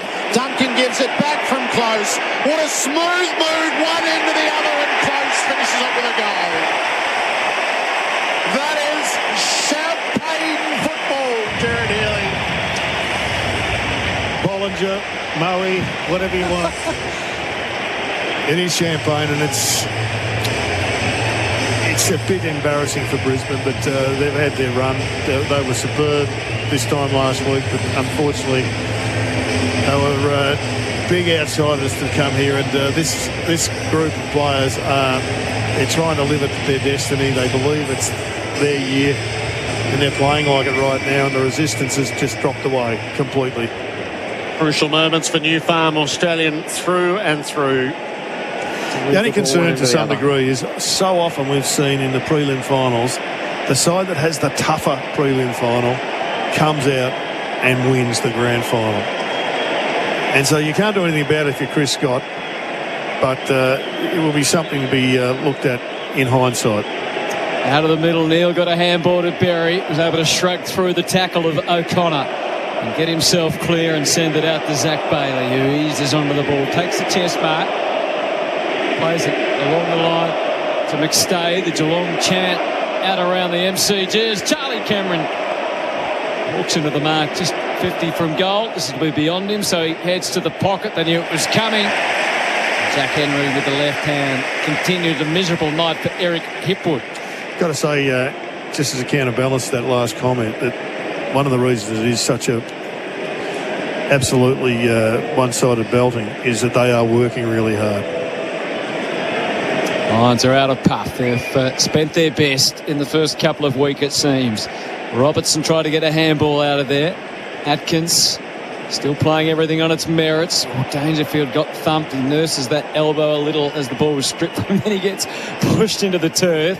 I think the Lions taking every chance they can to make it a little bit uncomfortable for him. The ball is over and out. It's been a hallmark of their game all year. Watch them closely, Geelong, and in times when they've flogged teams, clearly winning, they have never let up on standard. And there's no surprises why they're in this position, and don't expect them to drop away at any stage from now on in. Nathan Jones for Shaw. Unify your team. Grabbed and lugged out of there by Blitzard. Thumped back though by Coleman.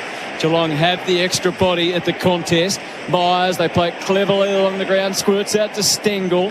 Forward handball close, knew not to take possession. Socked by Myers, who kept on coming. There was going to be luck involved in that, and it goes Brisbane's way to Berry, who skims one up to Joe, and he'll run around and let fly from 50. Just affected by Zach Guthrie in the square. Cameron came late, claimed it, the mark not paid. Tried to screw it back to goal. There's 4 Cats there on guard. Still doing the hard running when required. And Henry, who's played an excellent game, and takes the mark. The primest of examples then is Stewart. Yeah. Could have given up on that contest and just lunges. Yep, for the tackle. That's by 79. Kick came to O'Connor. Blasted out of the back pockets. Payne made the spoil at the pack. Rowan stayed in it underneath. Took the footy. Hand pass to Duncan. Shoveled it on to Blitzers. Tried to knock it on and missed. Payne repels. Gives it away to Neal. Running the wrong way. Straightens up. Kicks out wide to Danaher. He'll take it on the bounce. He can feed it on to Berry, who has a look up near Hipwood in the square. Kick goes in that direction. Hipwood stood his ground and takes the mark. Well, he was one of the men last week. In fact, I reckon he was the major man that turned them around last week. His performance at centre-half forward in that third quarter was unbelievable. Hasn't fallen his way tonight, but big promises for next season.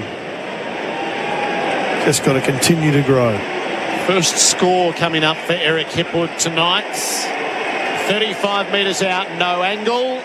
It'll be a goal. 2 fine finals, but well held tonight. It makes it a 73-point margin on the Omnia Specialty Scoreboard. Experts in soil, health and crop nutrition. And looking forward to Will Ashcroft playing for the Brisbane Lions next year, the #1 draft pick. It's been taken as a father-son. So that's going to be quite encouraging to see him go into this midfield, and whether or not he starts on a wing, which I suspect he will, and then gradually work his way in. It's augurs well for them just to continue to build that midfield. And a suggestion that maybe even Dunkley may be coming to Brisbane to bolster that midfield, which would be a bit of a coup.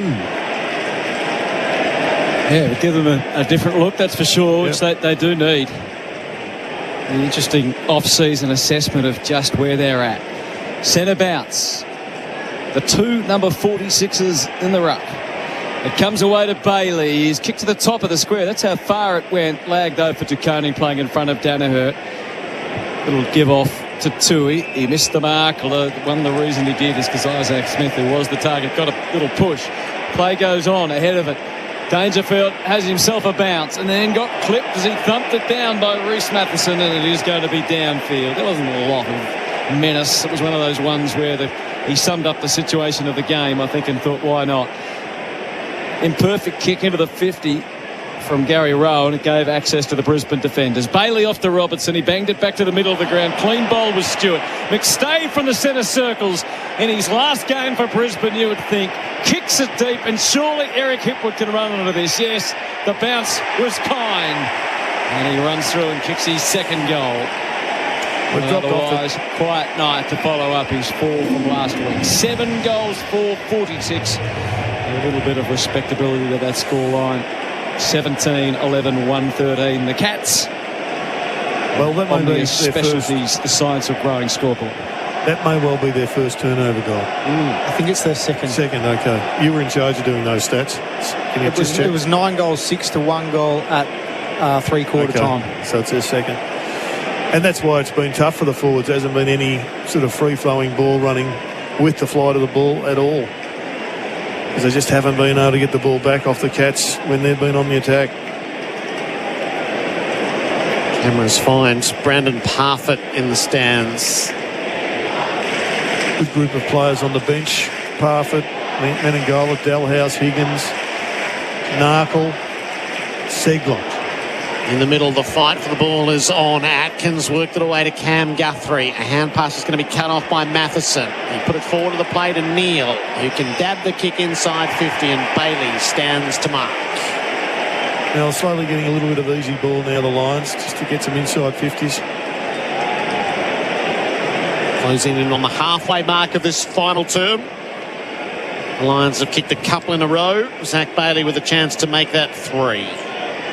From 50 metres out, Bailey just dragged it out to the left. And he will miss. 66-point margin, AFL Nation for Motorola. Motorola, find your edge.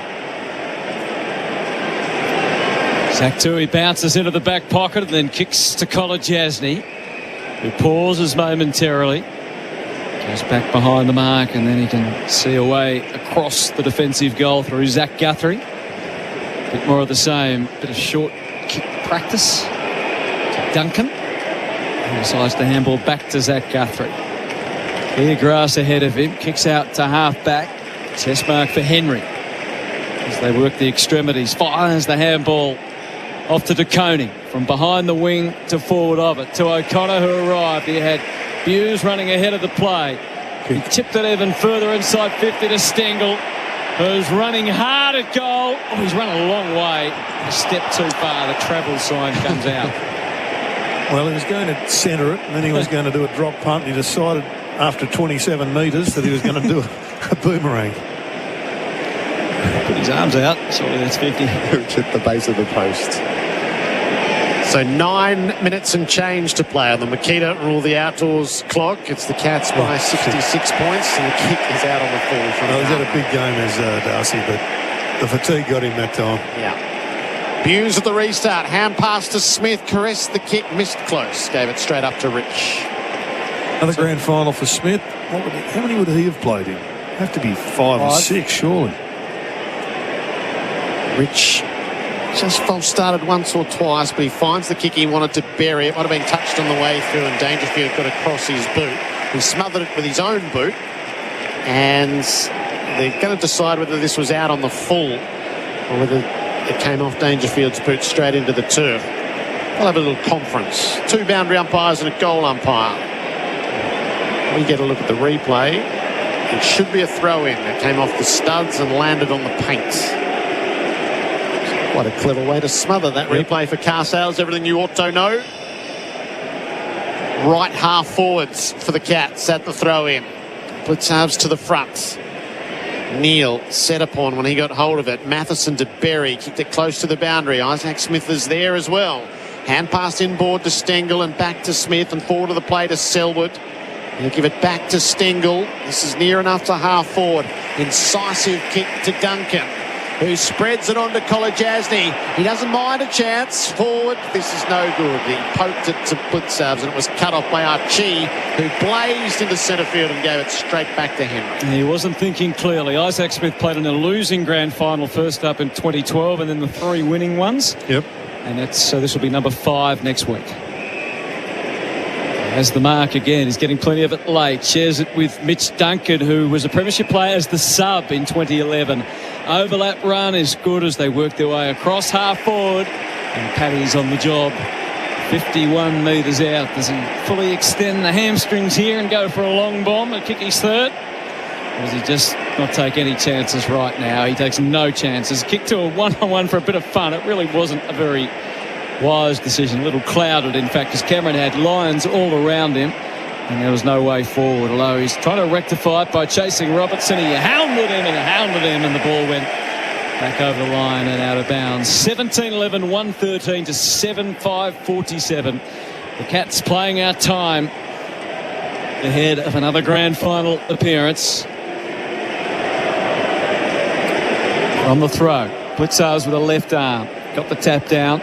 Berry disposed of O'Connor onto the footy. McInerney's kick was smothered, but it found Matheson. Oh, he bit off a lot there, Robertson, and he's penalised. As he tried to whack away a few that were trying to tackle him. It's O'Connor's football. 55 metres out. No shortage of offers. The little handoff to Duncan, who was going to, and then decided instead to pop pass to Klotz.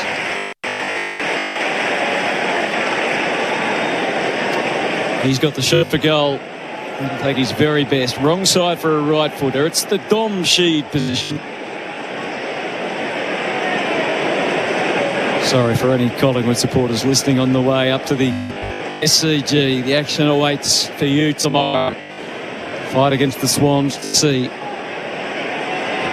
who will play the Cats next week. It was, well, not even close.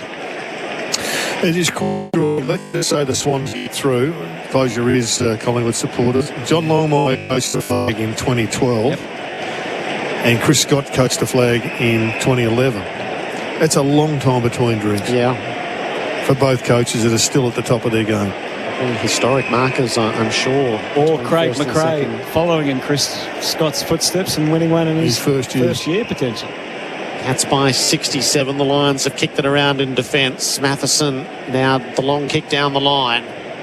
McInerney hands to it. Danaher bumped it forward. Cut by Zach Guthrie though. And he thrashes it down the wing. Close had a fly at it. It was gathered underneath by Matheson, who then lost it to Cam Guthrie. Smith combines with Blitzarves, but he's the wrong side of the boundary. He's an interesting player, Blitzarves. It's been interesting coaching. They've pushed him from the wing to fullback. Now he's inside. He's an inside mid. Doesn't get stacks of it, but he's always there. He's always the extra man to land the handball or the tackle. Right now he's playing in the ruck. Yep. Crowd posted at 77,677. Seen a lopsided preliminary final. Blitzarves wins the tap out near Smith. McInerney inserted himself back into the contest. Pull it up.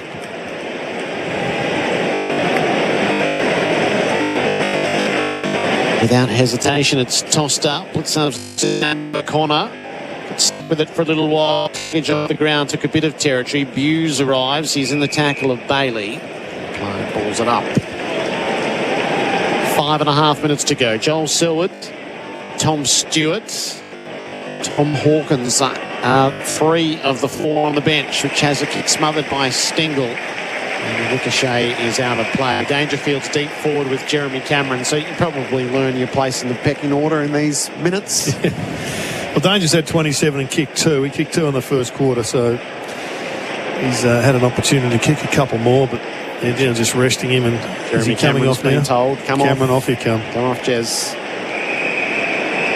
Got a couple of ice packs for you. Yep. Cool your jets. We need a big one out of you next week.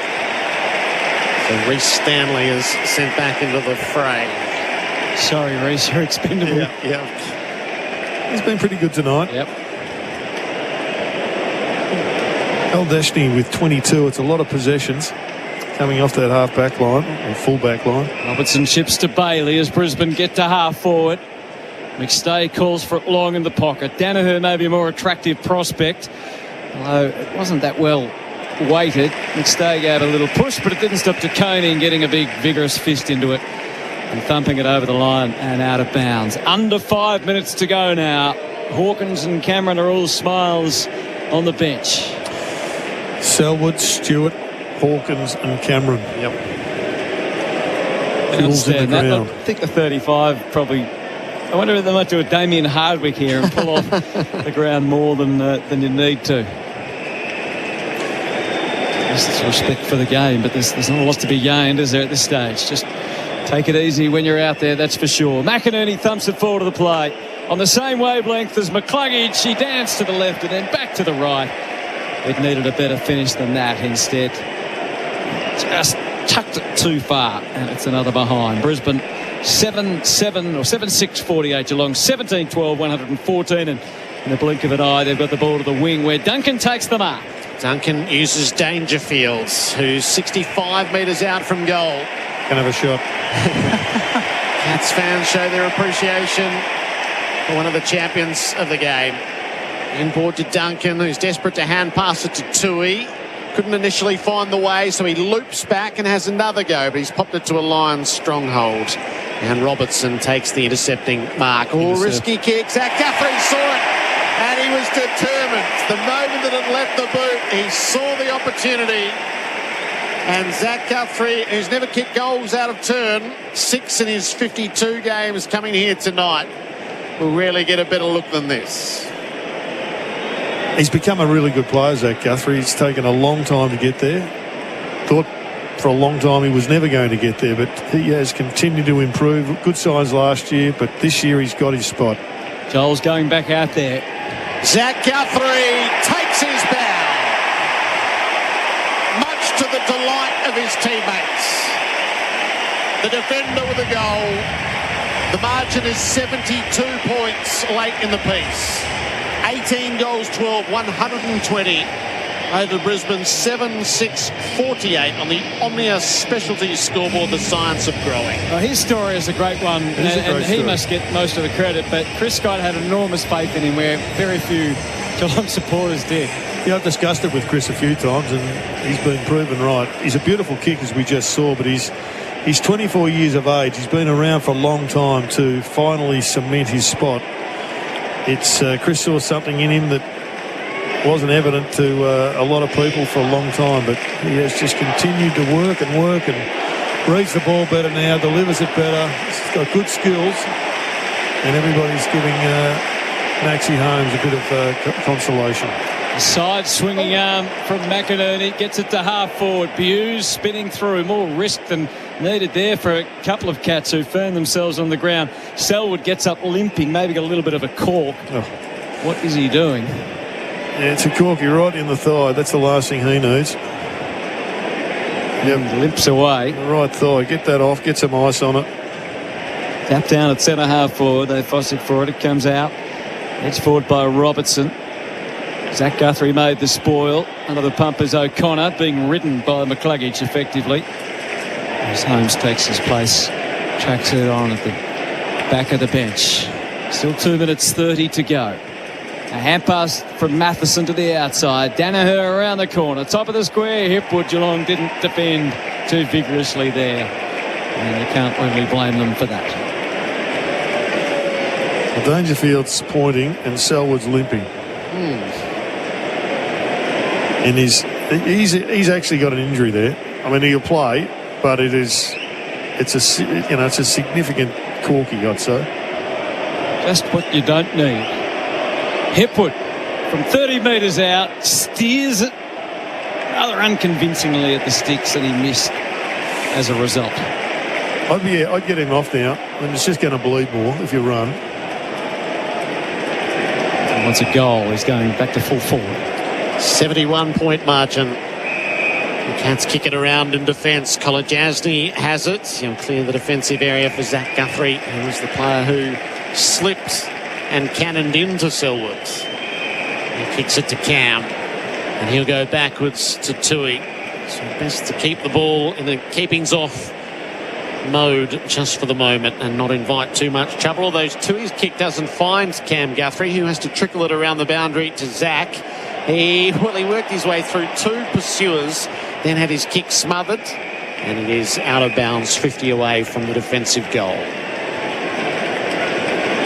They played a preliminary final a couple of years ago at the Gabba. Geelong won by 40 points. That felt lopsided that night. This is something else. At 71 points. Keep in mind, Geelong lost last year's preliminary final by 83 points.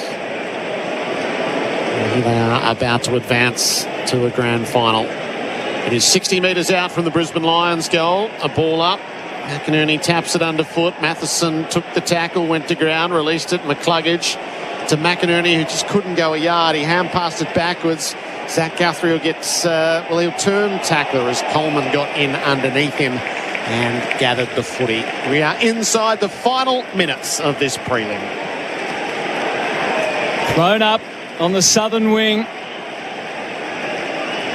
Matheson edges the kick forward into the breadbasket of Hughes, who's slowed down. Ball up. 45 seconds remaining. McInerney, clever looking tap. Guthrie, Stengel. Back to Smith. There's a whistle out of all of that. It's going Brisbane's way. We're down to 35 seconds. As we go through the motions of this one. McCarthy. Looks like he's going to take a bit of his 30 seconds on offer. By call time on initially. Now there's a push and a free kick that's been reversed. Push in the goal square on De Koning. So it's Geelong's ball instead, and McCarthy doesn't get the chance to have a late kick. Geelong are going to play a bit of ultra possession football here and count it down. Tui can go back, kick it forward. We're inside the last 10 seconds. Geelong are on their way to another grand final. As the clock counts down, the siren rings out. The oldest team of all, almost flawless as they win the preliminary final and give themselves and Chris Scott their best chance in more than a decade. We are Geelong, we're always on the ball. We play the game as it should be played, at home or far away. Our banners fly high from dawn to dark, down at Gardenia Park. The Cats led all night by 14 points at quarter time, 30 at the half, 63 at the final change, and 71 points at the close. The final score 18-12, 120 over Brisbane, 7-7-49. 77,677 saw it. The Cats into the third grand final of Chris Scott's era. The greatest team of all. We are Geelong, we're always on the ball. We play the game as it should be played, at home or far away. Our banners fly high from dawn to dark, down at Gardenia Park. Goal kickers for the Cats. Hawkins booted 4, Stengel 3, 2 each to Rowan, Myers and Dangerfield. There were singles to Cameron, Holmes, Selwood and Close. While for the Brisbane Lions, 2 for Hipwood and 1 each to Archie, Berry, McCarthy, Cameron and Bailey. Geelong by 71 points. The celebrations tempered only by the fact that Max Holmes injured his hamstring in the third term and looks a forlorn hope of chasing his premiership. Joel Selwood stands in the middle of the ground to be honoured in a... Well, he will break Michael Tuck's record in a grand final. He'll play his 40th VFL-AFL final in a grand final. Jared Healy, Nathan Jones. Well, an incredible record coming up for him, 40, and he may well be holding the Premiership Cup aloft next week. They couldn't have had a better preparation, Jonesy. They were pushed to half-time. They're always in control of the game, bar maybe for the first 10 minutes where it's still a little bit of an arm wrestle, but ultimately they just were able to get their game played their way so much better than the Brisbane Lions, who really fired their bullets last week and didn't have many to fire tonight. Yeah, for sure. They're the complete package, really. I've loved watching them play all year. They've managed their lists, managed their, particularly their older players, the injection of youth that we've spoken about, their game style and the adjustments tactically and, I guess across the board in terms of the way they played over the last 12 months. And that was well and truly on show tonight. They dominated in turnover scores. They're the number one team at scoring from turnover, and they're the number one team at defending turnover, which is one of the more significant stats for a team that's challenging for a premiership. You've got to be right up there, and they are number one in both of them. And then you couple that with their strength and consistency at the contest and their ability to be able to also score from stoppage, and that forward line, with the amount of supply they get, they're just so dangerous, so versatile, and such difficult players to match up on down there. They're going to prove a handful come next week. They've micromanaged Paddy Dangerfield through the year. They've given him 3 or 4 weeks off to get himself even fitter and get rid of a couple of niggles. So the benefits of that were on display tonight. A dominant performance by him. Game was over at half-time essentially, and he was by far the best player on the ground at half-time. And we've seen the emergence of a young star in Tyson Stengel come through. Quite ironic that the Adelaide Crows have gone out and are going to pay a bloke $800,000 or $700,000 to try and become a All-Australian forward pocket, and they had one there, and he's gone to Geelong for not much, and he's become that, and he put on a good display today. It's going to be tight whoever they're playing, whether it's Sydney or whether it's Brisbane, but they are ready, and they couldn't be any more readier. I like Max Holmes' approach here. He's very good. No ice on the hamstring. Yep. No ice. And he's got a smile on his face. Smile on his face. Knows what his role is from here. He's obviously he's a highly intelligent guy to work out that his disappointment is his. This is all about team, and he's not detracting from it and making it about him. It's a really mature and a really brave effort by him. Jack Graham is the one that comes to mind immediately. I can't think of too many in recent history where we've got injured in the preliminary final. That final score for Maccas. Download the My Maccas app and get in the game today. Geelong 18-12, 120 over the Brisbane Lions 7-7-49. Nathan Jones and Jared Healy for Shaw Unify. Well, who do you think, Jared? If you're in the Geelong camp and you're watching tomorrow's game, what's the preference? Oh, I don't think you can have that idea. I don't think you can have a preferential treatment. I think that both... Jack Tui's just pumping the crowd up. Sorry, Jared, over there on the southern half forward flank with a very vigorous punch of the air. I think both clubs provide slightly different challenges, but Collingwood is the one, to me, that has got the running power that could destabilise Geelong. And I think they've got the midfield strike power that could destabilise Geelong. You put Jack Crisp and the captain, Scott Pendlebury, Tagoe, and you've got the couple of Dacoses. I mean, they've got enormous speed and run, so that would be a problem. And, of course, the ball movement from Sydney and the multifunctional forward line, it's going to be... There's no certainty in this. There's absolutely no certainty, as well as Geelong are playing. What about selection for the Cats? Who will replace Max Holmes? Well, I don't know. I think it's Jonesy's idea is a sound one. You just move the sub in, and O'Connor gets the Guernsey. But I don't know. It may be determined by who they're playing. Menengola, I think, to me, he's a wingman he's a good running wingman. He's a big body, and he's a long kick. I'm not sure he's an accurate kick, but he's a long kick. I suspect, I'd probably favour him. Straight into the team or sub? Straight in. Because I like O'Connor as the sub, because he can go anywhere. So the Cats taking their time with their fans who have shown up en masse tonight. There'll be some will be back here for the grand final, but such is the tyranny of grand final ticketing that there'll be plenty who'll be watching from elsewhere when they play for the silverware next week. So the players lingering with them. It is worth, I know it's probably the place of crunch time, but Jared, when we parted company after the preliminary final last year and Geelong had been beaten by 83 points, I think you went and did first crack that night, and it was the empire had crumbled, and everybody agreed that was exactly how it seemed, and here they are. No, it's an amazing performance. Just won a prelim by 71 points. Yes, it was a turnaround performance of significant proportions, because this time last year, you're right, went and did the crack, and it just felt like all the signs were there. And Jared, they were there if they hadn't changed their game.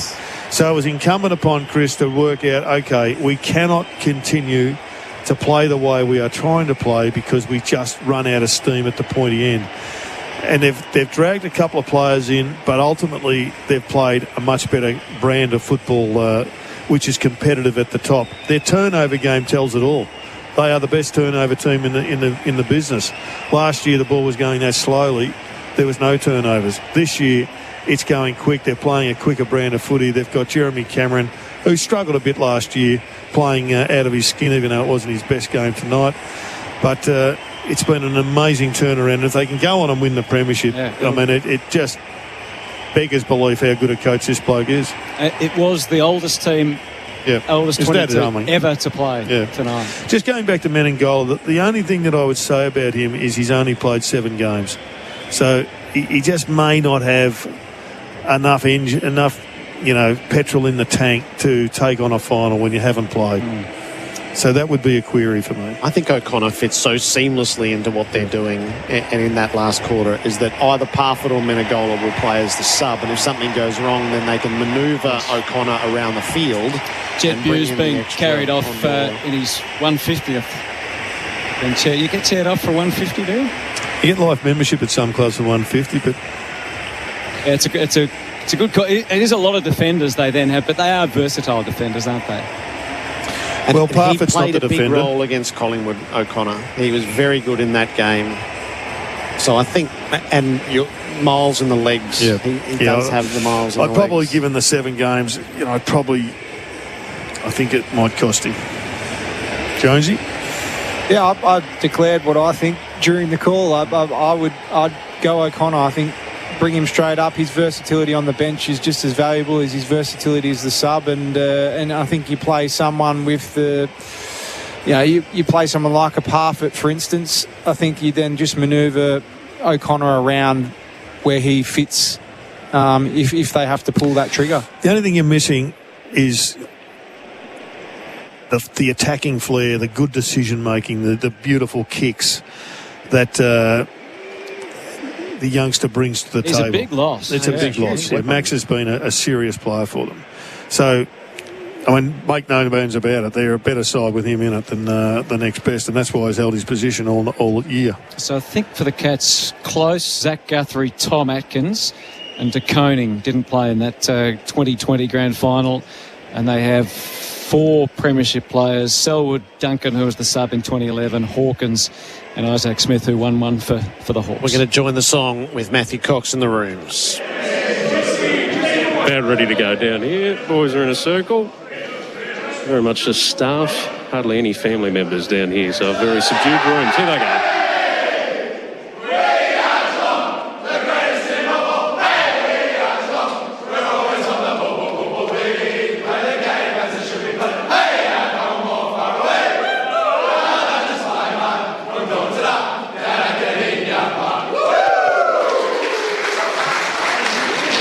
That's into the grand final. This is the post-game wrap for Coates, where more than higher, we're equipped for anything. And Paddy Dangerfield, who set the tone. I'm sure he'll be in Jonesy's votes tonight. He gets another chance, doesn't he, to finally win a flag, so he'll be a big storyline tonight. It will be, and he's in good nick. He doesn't look injured in any way, shape or form. I think a couple of times he's carried injuries into big games. But he was ballistic tonight. He was so impressive and exciting, and it's going to be one of the storylines of next week. We'll head down into the Cats' rooms in a few moments' time. 71-point winners over the Brisbane Lions. AFL Nation for Motorola. Motorola, find your edge. That quarter on AFL Nation was for Omnia Specialties, experts in soil health and crop nutrition.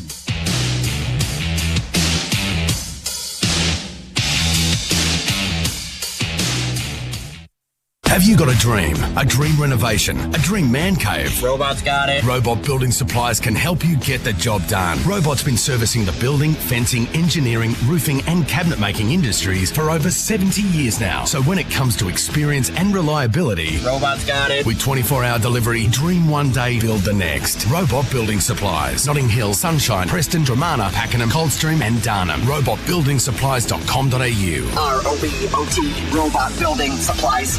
For the days where you need staff urgently. And when you need to get the job done, on time, hassle-free and with service to match, M Group Trades and Labour can supply the staff and qualified people you need. Experienced civil and construction workers, general labourers, traffic controllers, specialised trades like spotters, dogmen and crane operators, plus plant operators including roller, excavator and moxie operators. Go to mgroup.tl.com.au because M Group Trades and Labour are on site with you. From first-time browsing to big-time arousing, Sexyland is all about fun. We have Australia's biggest range of sexy costumes, couples' toys, fun gifts and games for adults. And our team of fun specialists are always here to help in-store and online. Sexyland 11 stores open 7 days until midnight in Melbourne and Geelong, or shop online and get 2-hour delivery. Take me now, I'm coming. Take me now, Sexyland. Wake up is your home of low-price power tools. Milwaukee, Makita, DeWalt, Bosch. We've got all the world's biggest power tool brands covered. Kits, skins, batteries, accessories. We've got all your needs covered. Total Tools has got the biggest range of professional power tools and accessories at low prices, guaranteed. We can't be beaten. Total Tools. Every tool, every trade. Is it possible to create tomorrow's car today? Hyundai believes so. Take the Tucson, Hyundai's midsize SUV, featuring a revolutionary look, intuitive interior, advanced tech, and safety. You can enjoy all this in the Tucson Turbo Diesel all-wheel drive. Available now. Tomorrow's car is here today. Hyundai Tucson, in stock now. Visit Hyundai.com.au. Imagine that. Hyundai. Wood heaters, gas, log fires, Factory Direct. Illusion and Ultimate's biggest ever end of season mega sale with prices slashed. Wood heaters from $5.99. Gas log fires from $19.99. Dandenong, Epping at North Geelong. Illusionfires.com.au. Bring some excitement to game day with Big Screen Video, Australia's digital display experts. We're giving 10 lucky sports clubs the chance to win a $10,000 grant towards their own LED scoreboard. Register now at iCanWin.com.au/BSB. T&Cs apply. See website for details. It's time to clean up your career and finally be your own boss with a guaranteed income. Clean It has been a leader in commercial property services for over 30 years. And now they are growing with new franchises right around Australia. With a huge contract base, including graffiti removal, high-pressure cleaning, building washing, and more, you'll be backed by an established brand with unlimited earning potential. Download your Clean It franchise info pack at cleanit.com.au. That's KLEENIT. I'm going to go to the toilet and grab some more beers. Pause it for me? No way, mate. We're not pausing live sport. If he kicks this, we're in front. Nah, it'll be all right.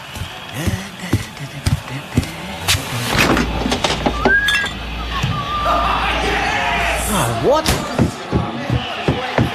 Oh, no. Did I miss it? Come on, mate. You got to rewind it, please. Oh, not a chance, mate. You can catch it on the highlights reel. You won't miss a moment if you drink wise.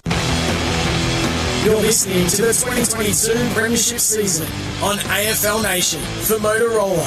Check out the latest smartphones from Motorola.com.au. Hello, Moto. Final 71-point winners over the Brisbane Lions, 18-12 to 7-7. We'll start to go through our awards tonight. We'll see the Cats are in a meeting at the moment. If they finish, we'll have a word to one of the victorious players.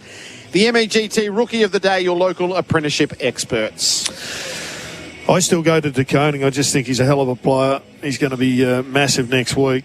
And unfortunately, Holmes, who we talked about at halftime, didn't finish. So to me, it's De Koning. Honourable mention to Guthrie, Zach Guthrie. He's 24. Is he? Actually, you can have him. Why don't you take him as our next guy? MEGT supporting employers and apprentices for more than 40 years, called 13 MEGT. Most improved player for Valvoline. Which oil keeps your business moving? You know Valvoline. Make the case for him. Oh, I thought he was... Every time I've watched him, and you touched on it, Jared, he's just continued to get better and better and better. And from afar and, I guess, outside the four walls of the Cats, a lot had questioned his position and whether it was warranted, but the faith shown internally is now being well and truly rewarded. Like, I thought he was rock solid down back. Yeah, really balanced now. He just didn't. He looks like he's grown into his body, and it's taken a fair period of time for that to happen. But he looks much stronger in his running. He's a beautiful kick, and he's making good decisions. Valvoline, the original engine oil. A crucial moment for New Farm, Australian through and through.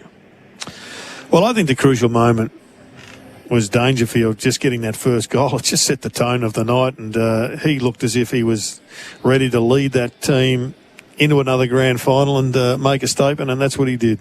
Yeah, the authority of kicking the first set shot rather than going through the sequence of misses. The tackle or tackler of the game for Toro. Count on Toro to get the job done. So end of the first quarter, Max Holmes on, was it Wilmot?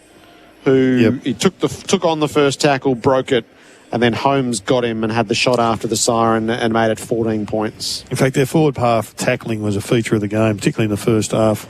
Would have resulted in 3 goals, I suspect. Amy Clanger for good, who covers clangers. Amy does. I think Eric still gets the clanger.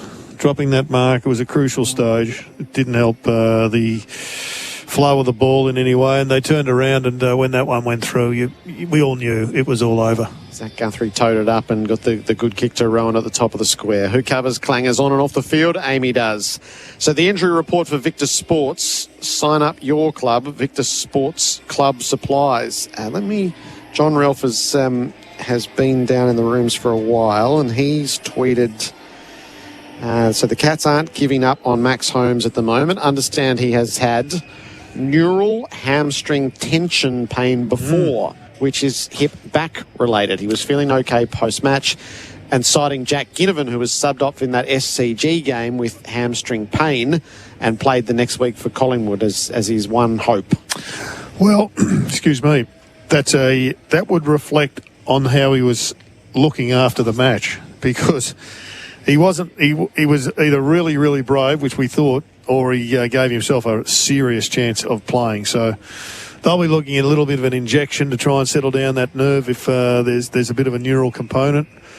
They'll be getting every nuclear physiotherapist into the place to get hold of it. And, I suspect the scans will be sudden death. The scans will be sudden death, yeah. You're out. If there's not, on you go. Yep. There would have been rigorous testing just to ensure that from a strength point of view, if he was right or not. Jed Buse is with us in the Cats rooms. Jed, congratulations through to the grand final. Thanks, boys. Pretty exciting down here. Yeah, tell us about the flow of the game. You probably had it won pretty well in the third quarter. Yeah, I think the boys, especially down forward, really put the goals on. So that third quarter was massive for us. The first half, a bit more of a grind, but we managed to pull away in the third, which is nice.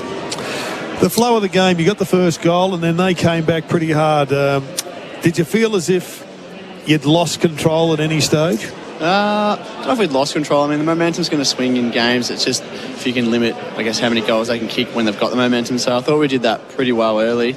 But we know that we run out games pretty well. So if we're around the mark at half-time, we thought we were going to be all right. It's been a pretty stable back six. We were just singing the praises of Zach Guthrie, just how much he's improved as a player. You would have seen it side by side. Yeah, he was awesome again tonight. He's had an awesome year. I thought he was even good last year. He just, struggled to get into the team, but he's done the work and he's playing really well. He's very, very important for us down there.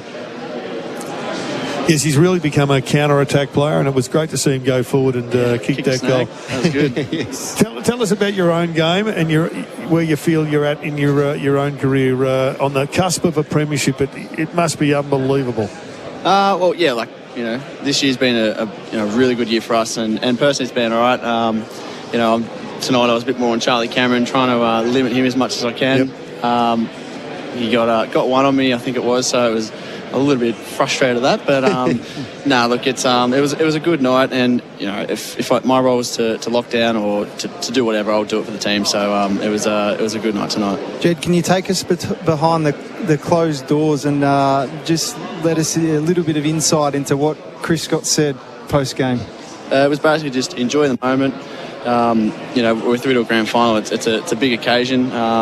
Enjoy the game tomorrow. Everyone's just going to watch on, and then we'll get into it on Sunday. I think they said it was more about the logistics of how the week will look. We'll go in Sunday and start our prep for the week, which will be good. Who are you tipping tomorrow? Flip a coin. Sydney. I don't know. I don't think anyone does. We'll see. Jed, congratulations. Great to see you back in the grand final. Teared off in a preliminary final. Yes. That's not bad, is it, eh? Yeah. Well, I didn't really want that, and it was bloody high up on blitz halves and collar. So no, not really me, but that's all right. Good stuff. Well done. Thanks, guys. Jed Buse with us in the Cats rooms. The play of the day for Mildura Regional Development. Looking for an exciting weekend trip away, visit mildura.com.au. Well, there was some beautiful ball movement, wasn't there? I was about to say there's about maybe 10 passages. They've kicked 18 goals. I reckon 10 of them you could have picked as play of the day. So a few where they went end to end, but the highlight in the play of the day was just the slickness of their handballs and then a couple of times inside 50. I think on the far side I remember the little flick over the head from Isaac Smith, which was a little handball, and Stengel steadied and snapped. Yep. That was pretty good, that one. It was. Toughest player for Hard Yakka, legendary gear? I thought Paddy Dangerfield was the toughest player today. He was pilloried and punched and gouged and all those sort of descriptive words. They made a habit after going after him, and he just kept on bouncing up and getting on with the job. Hard yakka for a new breed of legends. And the unmissable moments for Drinkwise. Choose to drink wise. You won't miss a moment if you drink wise. Tommy Hawkins straightened his kicking out in the second half after knocking it all around the place. That was pretty impressive, that first goal, wasn't it? It came out of the middle of the boot and he squared it and went on to kick 4. Now, don't get talked out of your votes tonight, Nathan Jones, for AFL Nation's Player of the Year for Whirlpool, your leader in kitchen and laundry appliances. It was classic old bull, young bull stuff last week. Oh, on the text message between us, I've actually I've asked for his advice just to make sure that we're pretty clear on it. But I've gone with one for Stewart. I thought he was terrific off half-back. Albeit by design, Geelong set up their play to, I guess, obviously harness his influence, and he influenced amazingly back there. Hawkins, once he did straighten his kicking, he really took the chocolates in his matchup, and he was good. He looked super dangerous. I just love, as much as he gets on the scoreboard, just his ability to be able to bring other players into the game, and his handballing in particular. There's one to Stengel that set up a beauty. Yep. And 3 had to go to Danger. I felt like he just set the game up from the moment the initial siren to start. He influenced with the first goal, obviously, but he's a, I guess, battering and brutal best around contest. He certainly led the way for the Cats and was terrific. I'm excited to see him next week in the big dance. 3 to Dangerfield, 2 to Hawkins, 1 to Stewart. You'll be able to ring in a few moments' time. AFL Nation, our talkback caller of the day is for Shell. Shell card fueled by a century of knowledge. Our post-game partner is Coates. We're more than hire, we're equipped for anything. And for Victorian Responsible Gamblers Federation, call someone who gets it. Call Gamblers Help. Just give us 30 seconds to close Brisbane's season, Jared Healy. Well, Brisbane, I thought they were a side that was about 8th or 9th, 8th, 7th, 6th, 7th or 8th on the ladder. I know they were on the top of the ladder. I didn't give them any chance of playing in the grand final. And when they had their hiccups later in the season, I thought, this is not going the right way. But for the coach to steady and to get them through and have a win up at the Gabba was, a fantastic performance, even though they looked like they were gone, but they hung in there. And then a huge win last week. I thought they grew. And I think that they will go into the pre-season different side. They're going to lose McStay. They may lose 1 or 2 others, but an impressive year all round. Cats into the grand final. Swans and Pies tomorrow. Crunch time from the SCG. AFL Nation for Motorola. Find your edge with Motorola at motorola.com.au. You're listening to the 2022